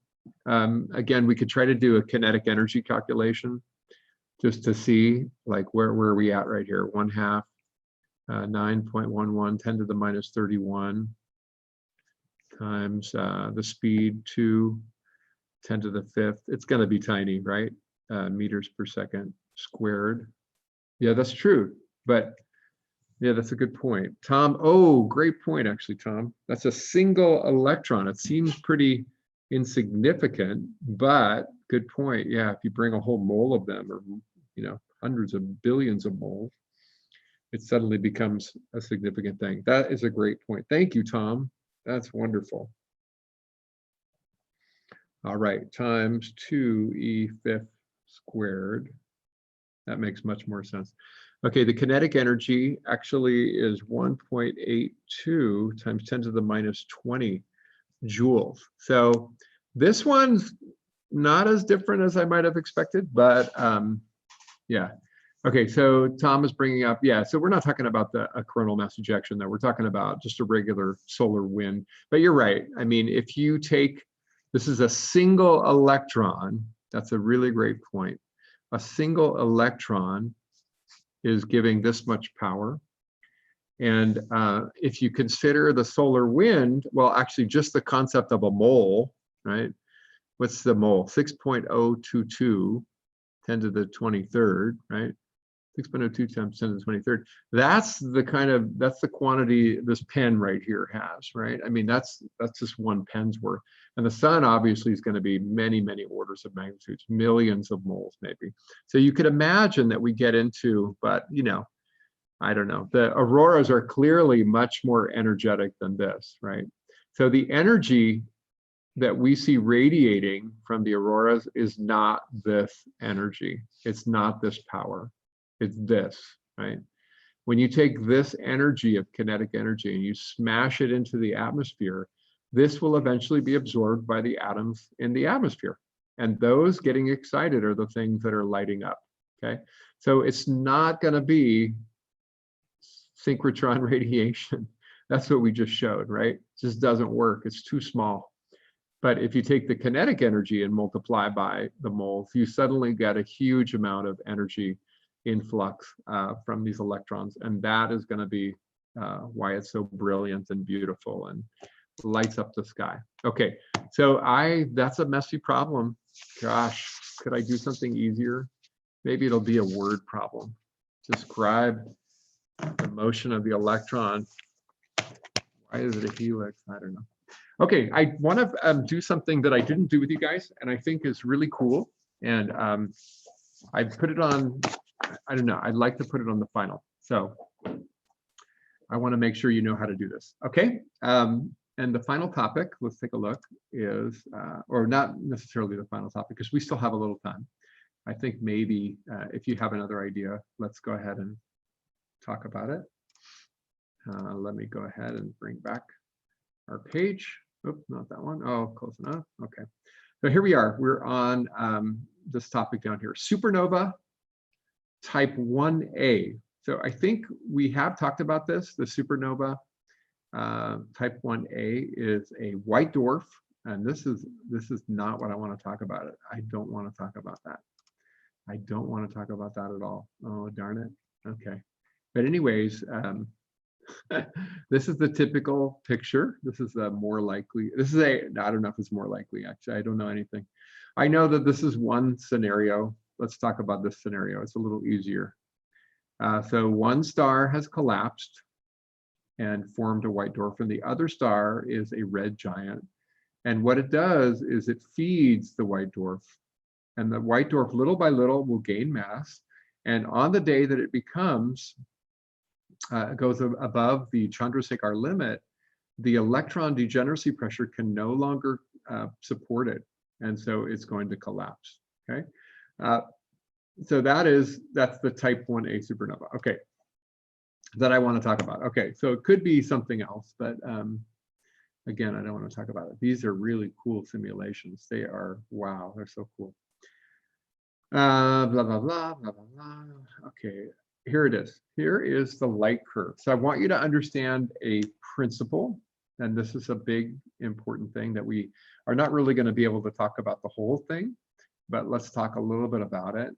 The idea is that after the explosion of this white dwarf, we will see that it actually undergoes a brightening and then reaches a peak and then begins to fade away. And they have identified two elements here that are, primarily responsible for the shape that you see right here. And so this is kind of an interesting thing, right? Months after the explosion, the spectrum is dominated by light, blah, blah, blah. Okay, so this is their graph as a function of time. And this can last for a couple of months. Actually, I think somewhere it should show that. A couple of months. It doesn't show that. Okay, this is a couple of months, right? But this period between the explosion and the peak is not a couple of months. It's actually pretty fast, so a matter of days. And so in order to characterize properly the intensity and therefore the absolute, magnitude of this light curve, you want to measure the magnitude when it's at its brightest, okay? At the maximal luminosity, the maximum light coming out of this. If you miss that and you're kind of looking at this part, then you don't know for sure what the maximum brightness was. You can only kind of give it your best guess, right? Now, it turns out that the shape is more understood now than it used to be. And so because they can actually predict this weird little shape that it has, they can actually say where the peak might have been if they catch it like from this point down. If they don't quite see the peak, they could still basically figure it out, right? But the ideal would be to see that actual peak in brightness. Okay, so back to here. Never mind. Sorry, go back to this page. This is it's one of many different techniques for measuring distance. It's actually, there's a whole bunch of techniques. The basic concept is something that we've talked about before. It's called a standard candle, okay? And the way it works is that you know the luminosity of an object, or you've made a model that predicts the luminosity of the object. From that luminosity, you can determine the absolute magnitude. And then you measure it, right? You measure it directly as you see it on Earth. Well, that's the apparent magnitude. And so the idea with the standard candle is something that we've talked about before, right? Is you compare the apparent magnitude to the absolute magnitude. And from that comparison, mathematically, you can find the distance, okay? Find the distance. And we've done this already, but I'll just review with you how to do that. I want you to see that this is an application of the formulas for magnitude that we've used before, but this one is applied to a special thing, not just a single star, but an exploding star, a supernova, and the light curve from the supernova. Okay, so you're going to want to think about that. And then this has a whole list of different versions of different things. Here's type 1A. Okay, so we're going to click down here. And I will give you this on the exam, but this is kind of an important thing. Type 1A supernovas, blah, blah, blah, is one of the best ways. Okay, it occurs, blah, blah, blah. Okay, blah, blah, blah, blah, blah, blah, blah. Here it is. Because all type 1A supernovae exploded at about the same mass, their absolute magnitudes are all the same. So we know this number. Okay, you could write this number down. The absolute magnitude of a type 1A, and this is, if you take a look right here, blue, and then visible light, okay, all visible light. And it's approximately the same. So just ignore that. We're basically haven't gone into much outside of the visible range anyways, but let's just write down negative 19.3. And then I'm gonna put that plus or minus 0.3. Maybe I can find something interesting to do with that. Yeah, I think I can. Okay, so so we know the absolute magnitude of a supernova, right? Type 1A. Type 1A supernova. We know the absolute magnitude in the visible part of the spectrum, right? So the question is, where did it occur, right? And the answer is, well, what did you measure, right? What did you measure as the apparent magnitude? And the apparent magnitude is as we see it from Earth. So let me just give you some, number. I'm just randomly making up a number, right? Suppose I measure the magnitude as visible, but just barely. I'm going to put 5.2, okay? The first question I want to ask is, where is it? Where is this? Where is this? Where was this, right? How far away? Sorry, let me just say, how far away did the supernova occur?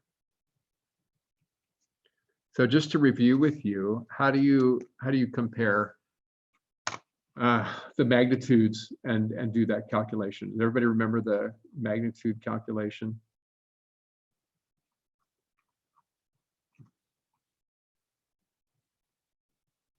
Does it involve log? Yep. Remember it? Yeah. Actually, we have it on the equation sheet. You can use the log of the distance equals m apparent magnitude minus absolute magnitude divided by 5 plus 1, and then take get rid of the log somehow. I don't remember how. I think e Okay, so what was the, okay, so let's see, the difference, what was it? The apparent, no, the absolute, Apparent minus absolute. apparent minus absolute? Yeah, small m minus large M. Little m Minus- minus big M equals, 5 log D minus 5, where D is parsecs. okay, D is measured in parsecs. Okay, all right, so we could use that and then invert that. Everybody good with that? When you rearrange for this, how do you get rid of the log again? You raise it to the 10 to the power. Okay, So I would probably, so D equals 10 to so we're the, going to do what? M minus M plus 5 divided by 5 equals log D, like that. And then you raise 10 to that power, 10 to that Right. power. Okay, so this big power, whatever it happens to be, right? And then this gets rid of that. Okay, so that would give you the distance in parsecs. Okay, well, let's try it out. And so what is little m? Little m is 5.2. So it's going to be 10 to the 5.2 minus negative, right? So plus 19.3, because I did minus a negative, plus 5 divided by 5, the whole thing, okay? So 10 to the 29.5 divided by 5. What's that? So equals 10 to the 29.5 divided by 5. So that's going to be 10 to the 5.9 power. Okay. So what'd you get?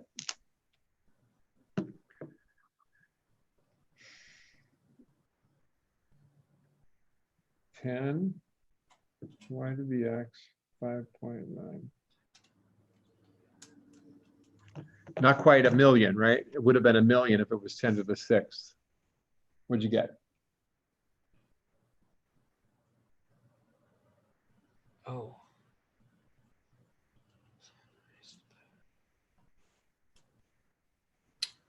Okay. I Great. got, yeah, 7.94. Okay, great. All right, so what happens, so this is the distance, but maybe just for the heck of it, I mean, this is totally gratuitous, but actually it's the kind of thing that I think would be interesting. What does this uncertainty do? How does the uncertainty change the distance? So can you actually compute the uncertainty in the distance? So what I would like you to do is explicitly, I would like you to tell me the largest and the smallest big M, and using those two values, give me the range. Yes, it's not symmetric. That's exactly right. Tom notices that if you, one of them is, it's not going to be plus or minus anymore. So in fact, that's actually kind of interesting just to see that for yourself, right? So can you use the range of big M's to give me a range of distances?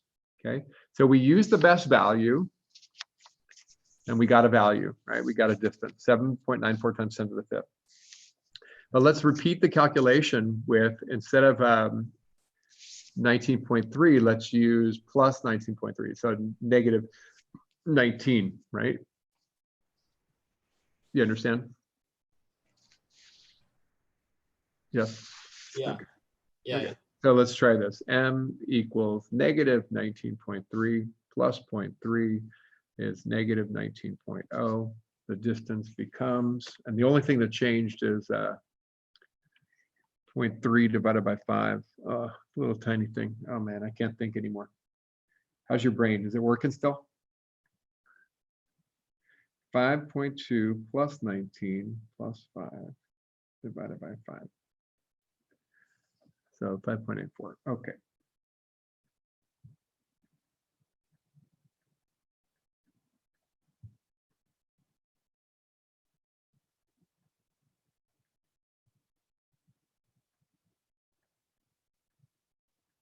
It actually is, yeah, it's 6.92 times 10 to the 5 parsecs. So it went Okay. down.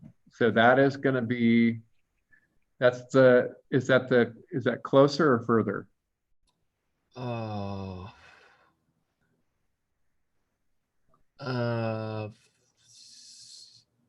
Closer. No. Oh gosh. Wait, no, it's yeah, it's closer. Yeah. It's closer. Okay, thank you. Okay, here we go. Negative 19.3 and 19.3. Now we're going to do minus 0.3, negative 19.6. Okay, we'll try it again.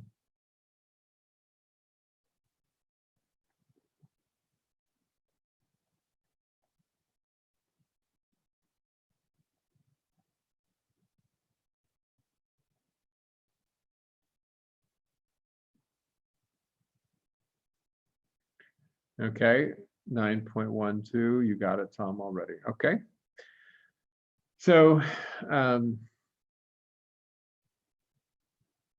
okay, so yeah, so if you compare it to the original value or the central value, the value that we got before, 7.94, 10 to the fifth, what is the difference between these two? And what is the difference between these two? So Tom made a point, these are not symmetric. Can we just show that that's the case, right? What's the difference here?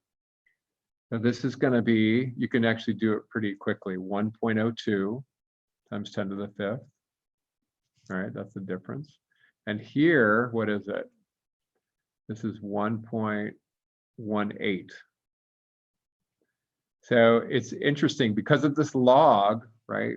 This log relationship, that difference of plus or minus 0.3, which was symmetric for absolute magnitude, becomes asymmetric for the distance, right? So there's a little bit larger version, you know, there's a bigger difference on one end than the other, okay? So you can't really say plus or minus a quantity, but it is kind of close to about 1 times 10 to the fifth parsecs, roughly, right? A little bit more on the plus side. So you can say, anyways, that's the case. Okay, so supernovas, type 1a supernovas are actually a really great standard candle. And I don't want to tell you what I learned the other, not long ago, was that there's actually more than one way to have a type 1a supernova. And unfortunately, it leads to an issue where, yes, that's why we see sometimes a plus value and a minus value, which are different, exactly. And so that's kind of something to keep in mind in the future. If you want to report correctly, that difference in absolute magnitude leads to this kind of a difference in the distance. Yeah, so confidence interval. Okay, so so I do want to bring it up because it is something relevant, and I'm not going to give you any problem on it because it's beyond me. But unfortunately, I didn't realize this, but apparently it's going to be probably not uncommon for 2 white dwarf stars to merge. And actually, there is a pair that we are predicting is going to merge in the future, which is kind of fun. And people are actually, this is kind of a pretty neat thing. It's a test of general relativity, and it's a test of our ability to predict the future. They're claiming that there will be gravitational waves coming from this event as well. And so this is an incredibly powerful event. It's going to lead to a type 1a supernova. The formation of the supernova will also be accompanied by a gravitational wave. So this is something where they're predicting it in the future. I don't remember the exact date, but I feel like it's in a human lifetime. It's not that far away. So these are this is kind of a neat concept. Unfortunately, what does it mean? The mass that I just told you was so well known. I would say to you that at that point we don't really know the mass, and it becomes somewhat uncertain at that point. So a white dwarf merges with another white dwarf, a very rare event. Well, yeah, maybe not, unfortunately. So some people you went to that talk at LCO, and it may be that this is not as rare as we thought. And therefore, some of the white some of the type 1a supernova that we have observed already are actually not this type where you have a 1.44 solar mass, but maybe the joining together of two smaller masses that exceed the Chandrasekhar limit. And the problem will be that the amount of energy from that is not 1.44 solar masses anymore, right? It's not going to be the luminosity that we expected. So, you know, so I'm unhappy about that, but actually think about the fact that we have some problems right now. There are actually some issues that you should be aware of, just because, you know, why not? That we are having some problems with the way that we measure distances right now. And actually, let me highlight another version. Did we do the Hubble's law yet? No, it's not shot to hell yet. Not yet. Don't take it away yet. Did we do Hubble's law in here? I know Lonnie. I don't remember. Yeah, some of you guys, Julian and sorry, Johnny, you guys have seen it. But Hubble's law deals with the idea that space and time are expanding. And so let me go back to the cosmic distance ladder, and we'll take a look right here, because it's actually one of the big ones. This is a really good one. This is awesome, right? So if I click on, here we go.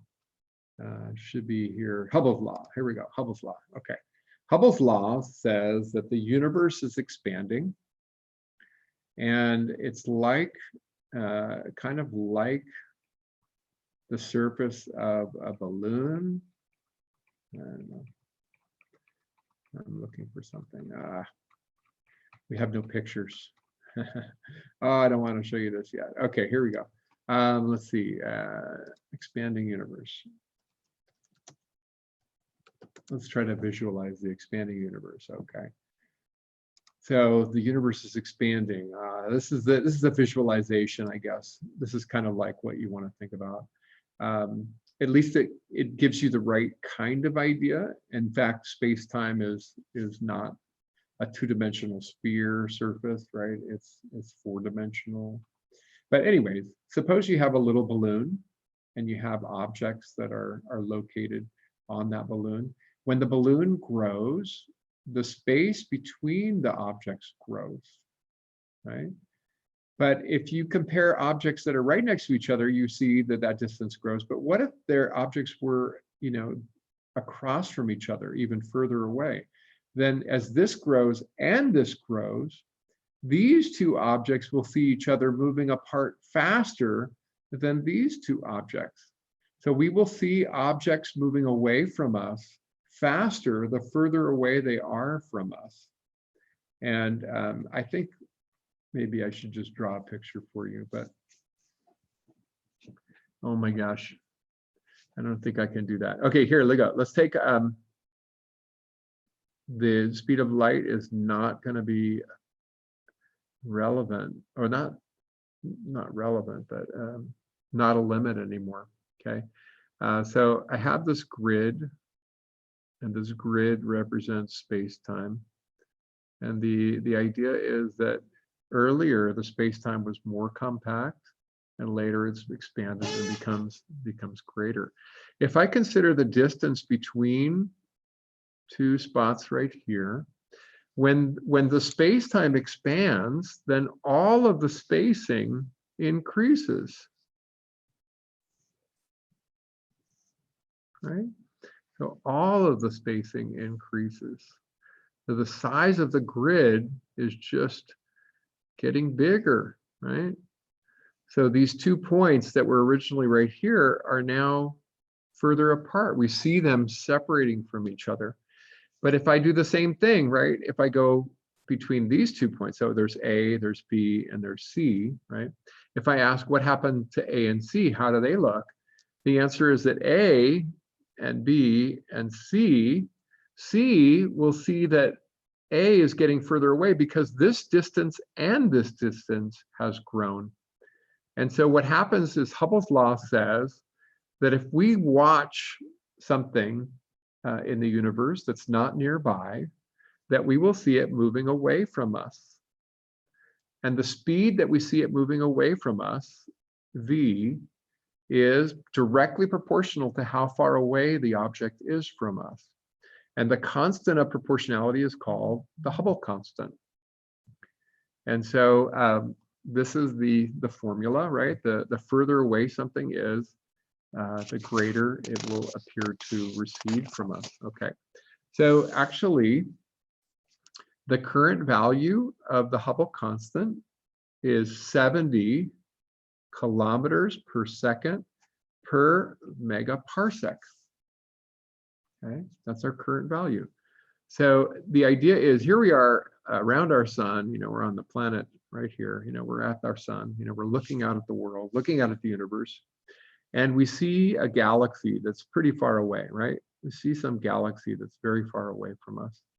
That galaxy is moving away from us. The universe is expanding. And this was actually one of the big deals that Hubble and Humason discovered when they started their study of galaxies. So Hubble figured out that galaxies are actually galaxies. They used to be called nebulae, and they thought that they were within the Milky Way galaxy. And he showed that they were way too far away, that the Andromeda Nebula is actually 1 million light years away. And everything within our Milky Way is 100,000 light years, right? So 1 million is just way too big. If I have a certain distance away, let's make it, like it has to be a pretty big distance. So 100 megaparsecs, for example. So mega, remember, is 10 to the 6th, 100 megaparsecs. So you can calculate the speed that we see this receding, right? It's this constant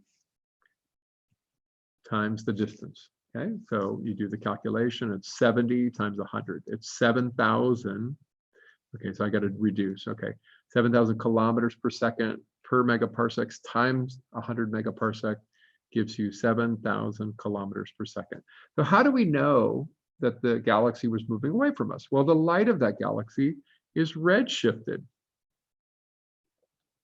And the amount of the redshift is based on the velocity, right?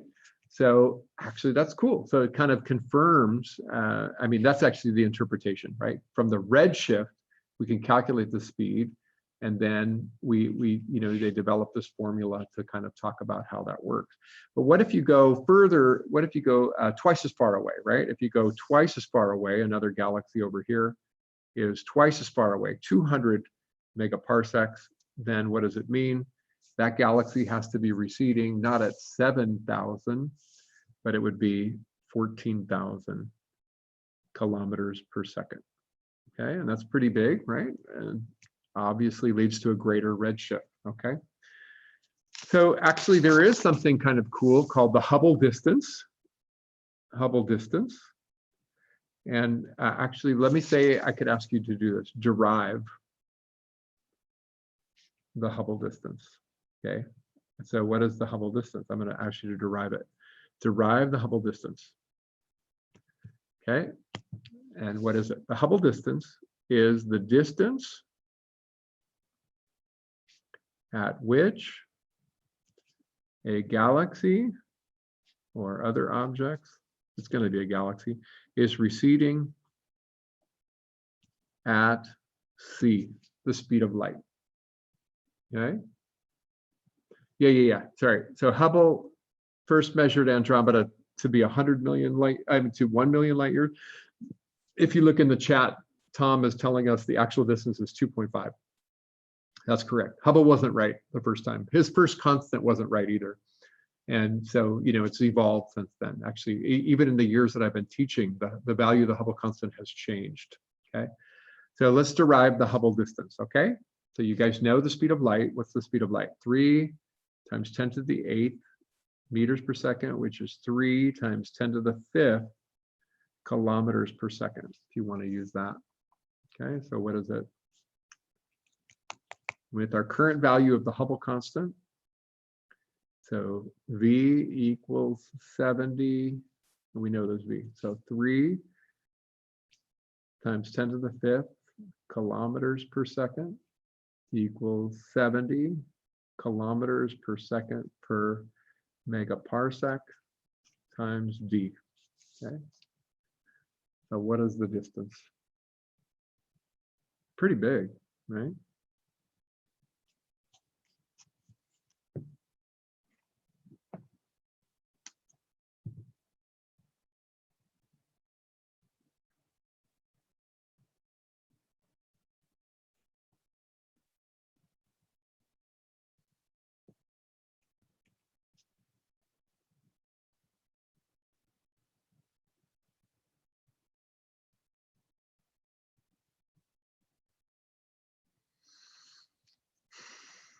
Okay, so you got 4.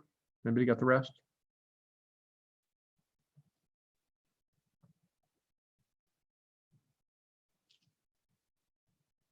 Okay. Yeah, 4286, or that's megaparsecs. If you multiply that by 3, okay, so 1 parsec is 3.26 light years. What do you get? So times 3.26 E6. So this is equal to 1.40 times 10 to the 10th light years.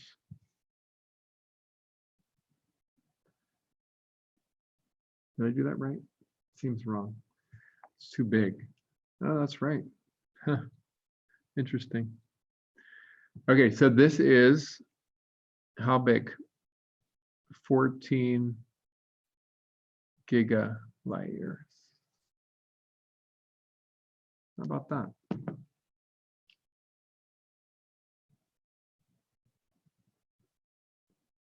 Huh, that's interesting. Okay, so yeah, that's true, but that's actually not the way it works. I'm not sure I'm getting that. Okay, obviously I don't understand everything. That is, yeah, it's really close to the age of the universe, but that's not what the Hubble disk is supposed to be. It turns out that the size of the universe is much bigger than this now. Okay, the current universe is much bigger than 14 gigalight years, much bigger than that. So here's the problem. Okay, so this is the distance. So what it turns out that the size of the universe, actually, you know what? Let me just go ahead and look it up real quick. Let's look it up. I don't know what the latest number is. I want to say, okay, I'll give you guys a guess. I think I want to say 90 billion light years, but I don't think it's going to be that big. I think it's going to be like 76 or something like that. So okay, I gave you my guess. Let me just see that. So let's see, size of the universe. Size of the universe, 93 billion. Ah, it is 93 billion. Okay, 93 billion, 93 giga light years. 93 billion, 97 billion was a good guess. 93 billion. Okay, so 93 billion light years is the current size of the universe. What does this mean? There can be objects much further away than this distance, right? This is only 14. So what's crazy is we see galaxies receding faster than C, right? Actually a lot faster. In fact, does anybody know the fastest that a galaxy can go? Apparently, the furthest galaxy is moving the furthest observed. Anybody know this? Somebody in my black holes class, you guys know the answer.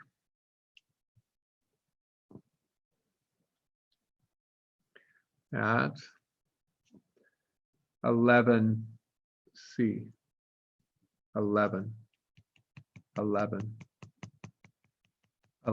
times C. So how did they calculate that? By measuring the redshift or what? Yes, that's correct. It's calculated from the redshift. Okay. Now here's the problem. You guys might see the problem, right?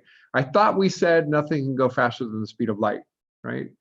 But that's only if you are in an inertial reference frame.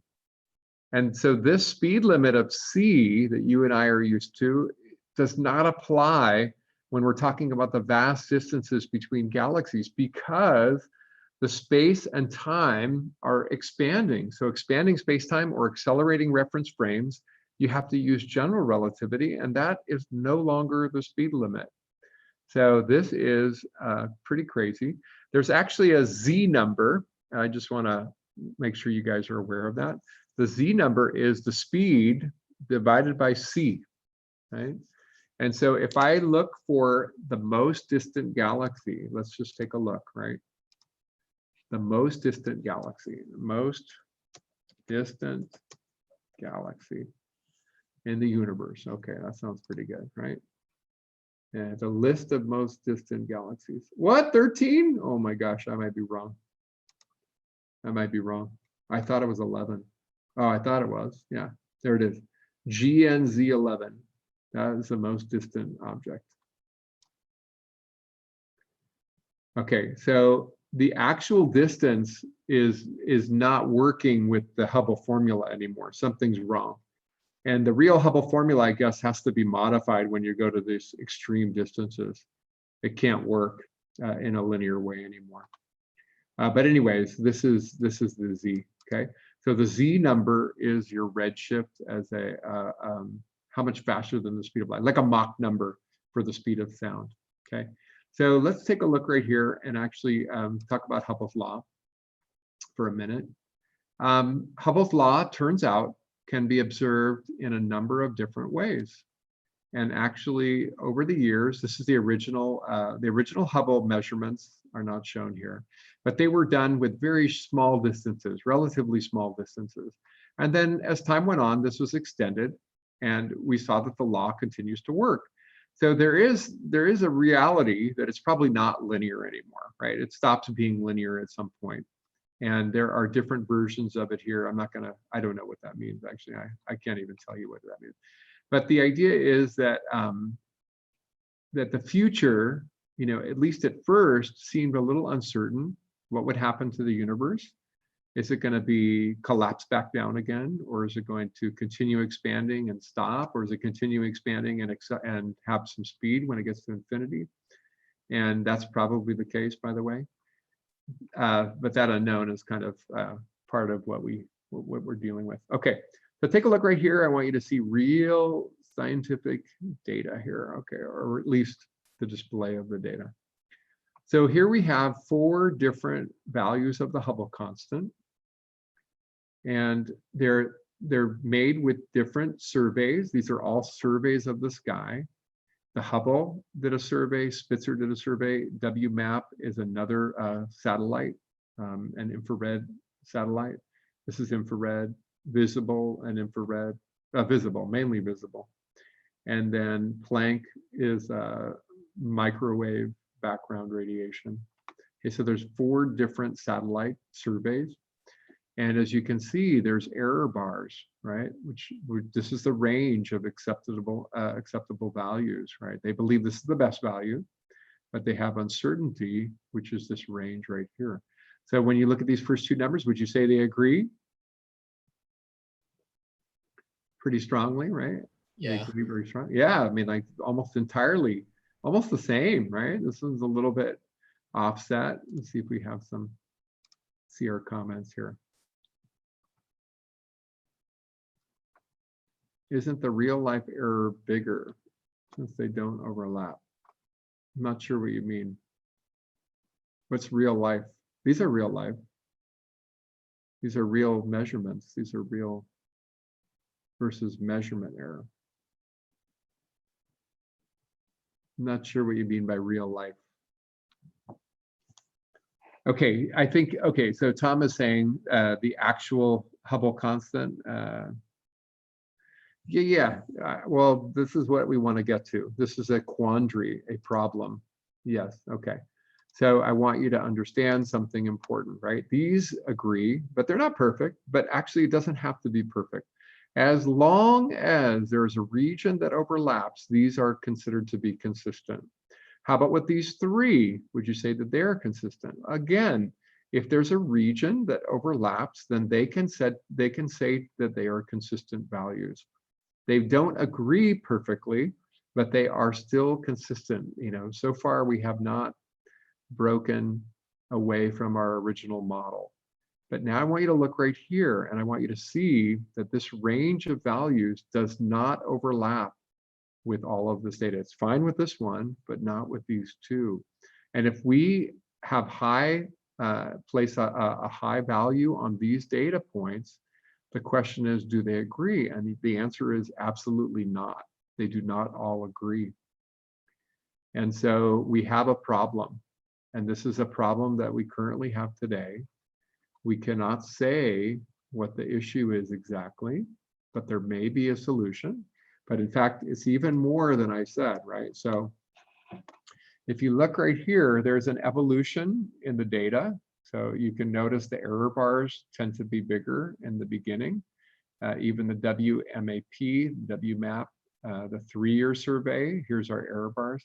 As time went on, actually doesn't look like it's much smaller, but definitely by the time the 9-year data set came out, they were feeling much more confident. And then the Planck mission originally, they had these error bars. And then if you look, they feel much more confident. In fact, their error bars are inside of the data point, right? The size of the square is actually the error margin, okay? And similarly for this data point here. So there's a great deal of confidence in these values. And as you can see, they don't match. Now, part of this, one solution might be that they're really probing very different timescales, right? The Planck is looking at the microwave background radiation, the cooling that's happened since the Big Bang. Yeah, I don't know that we can't actually find a solution to this in 5 minutes. Okay. Oh, good point. Okay, so Tom is saying at what sigma level? Okay, now that's a really good point. Yes, yes. So I would argue that that's a good point. We don't know. We're not talking about how many sigmas, right? Generally, though, 5 sigma is what they're looking for. They look for a 5 sigma result, but I don't know. I haven't read these papers. I don't know. I didn't even write that article. So, okay, but there is a possibility. One possibility is that they're probing different time domains. So what's being done now, measuring the redshift and comparing to the distance today, what's being done, you're talking about things that are relatively recent, right? Things that are closer to us, not so far away. But the Planck background radiation is really a remnant of the original Big Bang. It's old, right? And so there are different versions of this Hubble constant. Maybe they're probing different times. Is H not a constant, in other words? And that may be really a possibility. Maybe H is changing. So that would solve our problem. We wouldn't have a problem anymore. Or you might remember that one of our key standard candles was the type 1a supernova. And I just told you that relatively new to me, type 1a supernovas can happen from the merger of 2 white dwarfs, which is no longer a good standard candle. So what could be happening as well is our measurements of galaxies, the redshift is fine, but the distance is wrong, which leads to a wrong value of the Hubble constant. So what's happening? Every time we develop a Hubble constant, every time we set its value, we play the movie backwards and we say, when did the universe begin, right? And so you might have noticed that even in your schooling, you might have noticed that the age of the universe has been revised. And I would argue that you will see it happen in your life probably many times, right? It may be that the Hubble constant is significantly different than we thought, right? It may be a little bit bigger, a little bit smaller than what it is currently. And if it's a little bit bigger than we thought, the universe is younger. If it's a little smaller than we thought, the universe is older. That time for the universe to expand from that Big Bang is incredibly close, is going to be connected to that Hubble constant. So yeah, anyways, there's no solution to that. What else can I tell you that makes me insecure? I could tell you the cosmic distance ladder is actually always changing, it turns out. If I go back, cosmic distance ladder. All of these different techniques for measuring distance are interdependent, and they're based on our closest stars. So the closest stars, we measure the distance using parallax, right? We measure parallax, and parallax is measured. Did we ever do this? I feel like I don't think I did, but anyways, it's done. The course is over. We're not doing it. But the way parallax works is you look at a star and you take a picture from the Earth and you see the star in a field of stars behind it. These stars we assume are so far away that they're not moving at all. And then 6 months later, when we're on the opposite side of our orbit, we take another picture. And if we see the star moving, we call that the parallax shift, okay? So what's happened is over time, we've gotten better at this. And actually a few years ago, a telescope called Hipparcos, where is Hipparcos? I wonder if it's here. Oh, here it is, Hipparcos mission, obtained parallaxes that were more precise than anything that had been seen before, about a milli-arc second, about 1,000th of an arc second. And now, what the heck? The Hubble telescope WFC3 has the potential to provide precision of 20 to 40 micro arc seconds. Okay, so what does that mean? That all of our data is going to be revised. And if we revise this data to the distances to the nearest star, then what happens is that everything else is going to be scaled accordingly. So this ladder of distances has been developed over time to allow us to measure the greatest distances in the universe, right? All the way to the edge of the universe, we use the Hubble constant. There's a number of other techniques in between. And Tom is pointing something out, if you guys look in the chat. If we had a telescope at the orbit of Mars, then it would be about 1.5 AUs from the sun, which means as it orbits, the distance between one observation point and the other would be 3 AUs. Right now it's 1 and 1, it's 2 AUs apart. The precision of our data is partly based on this distance. The larger your distance between these observation points, the more precise your data can be, right? So we could increase, we could do even better. We could go to Jupiter, which is 5 AUs from the sun. We got 5 plus 5, and then it's going to be 10 AUs, right? However, there's a drawback, right? At the Earth orbit, we only have to wait 6 months to go around, right? For Mars, because it takes about 2 years, you have to wait about 1 year between your observations. For Jupiter, yes, 6 years between your observations. So eventually we'll get to Jupiter. Eventually we'll have better data. And every time we get better data, we increase the precision on our parallax measurements. Every other distance gets adjusted to compensate for that. All right, well, I have to find a few questions in today's lecture to ask you. It's going to be pretty easy for your participation, but then please count on whatever we talked about today, especially the new stuff. I will try to ask you at least one question from today's lecture on your final exam, and I'll try not to make it too complicated. Some of the stuff we talked about was a little bit complicated and messy. Can you make the final like the practice problems? Yes. Okay. Yes, I'm going to do that. But here's what I need you to do. It's really painful. It's painful for you, and it's painful for me. Can I have you take pictures of each problem? Would that be okay? Or each, I don't know how to do this. Gosh, this is a pain. Okay. Yeah, we have to, I don't want you to do it online either. I was actually expecting you to show me pictures because I want to see your work. So yeah. Well, thank you guys very much. What I'm going to try to do is I'm going to write the problems this weekend. I haven't written it yet. And I'll try to open it up for you. Yay. Thank you, Tom. and then open it up for you on Monday. And I'll give you till Friday. You have until Friday. If you could do it earlier, that would be great. Get it over with. And thank you guys. Thank you. You're wonderful. And I appreciate you being willing to put up with this crazy. Yeah, you know what? I don't think we have to do a separate picture for each problem. I don't need that. But maybe maybe I'll just ask you to put them up together. So what I'll do is I'll have a final exam in a PDF format, printable for you. And then if you can, when you write up your solutions, please, and then upload the whole thing. Just upload it together.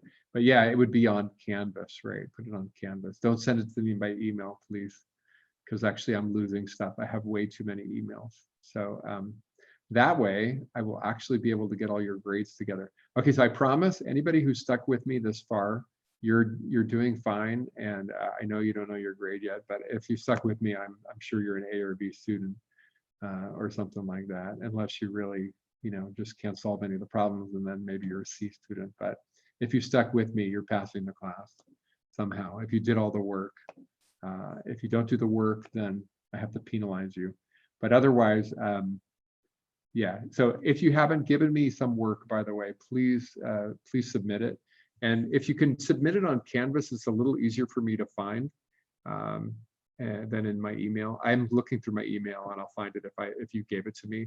But if you look, like Tom was the only person to submit one of the assignments, and I know it's because I was confused, but if you can actually, there's a place for you to upload pictures right into Canvas. Okay, you guys are getting good at that now. That can't be right. I've been submitting things for a while now. No, yeah, I'm getting. Are you not yeah. seeing them? No, I'm getting them. I'm just not grading them. Right. So I have to grade them. So I will get them graded. No, I have your stuff, Christian. Sorry.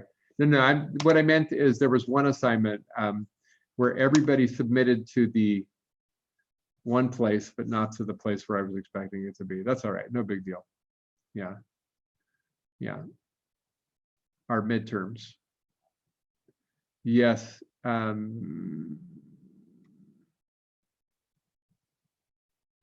Yeah, some people emailed and some people submitted. It's fine. It's actually fine. If you didn't email it, you could actually, let me show you what you could do. That's actually kind of what I was hoping you would do, but that's okay. I didn't make it clear. I'm not very good as an online teacher right now. Okay, here we go. So midterm, I'm working on it. I'm getting better, by the way. Okay, here we go. If you click on midterm, let's go here. Oh, it doesn't. Oh, that's wrong. Okay, so I actually messed up. You're right. I did mess up. Okay, so this is what I was hoping it would be, but it didn't. Okay. Okay, so if you look right here, this is what it'll be for your final. Okay, if you go to Canvas, you're going to click. Doesn't show here, but you'll be able to upload. Why can't I do it? Student view, maybe.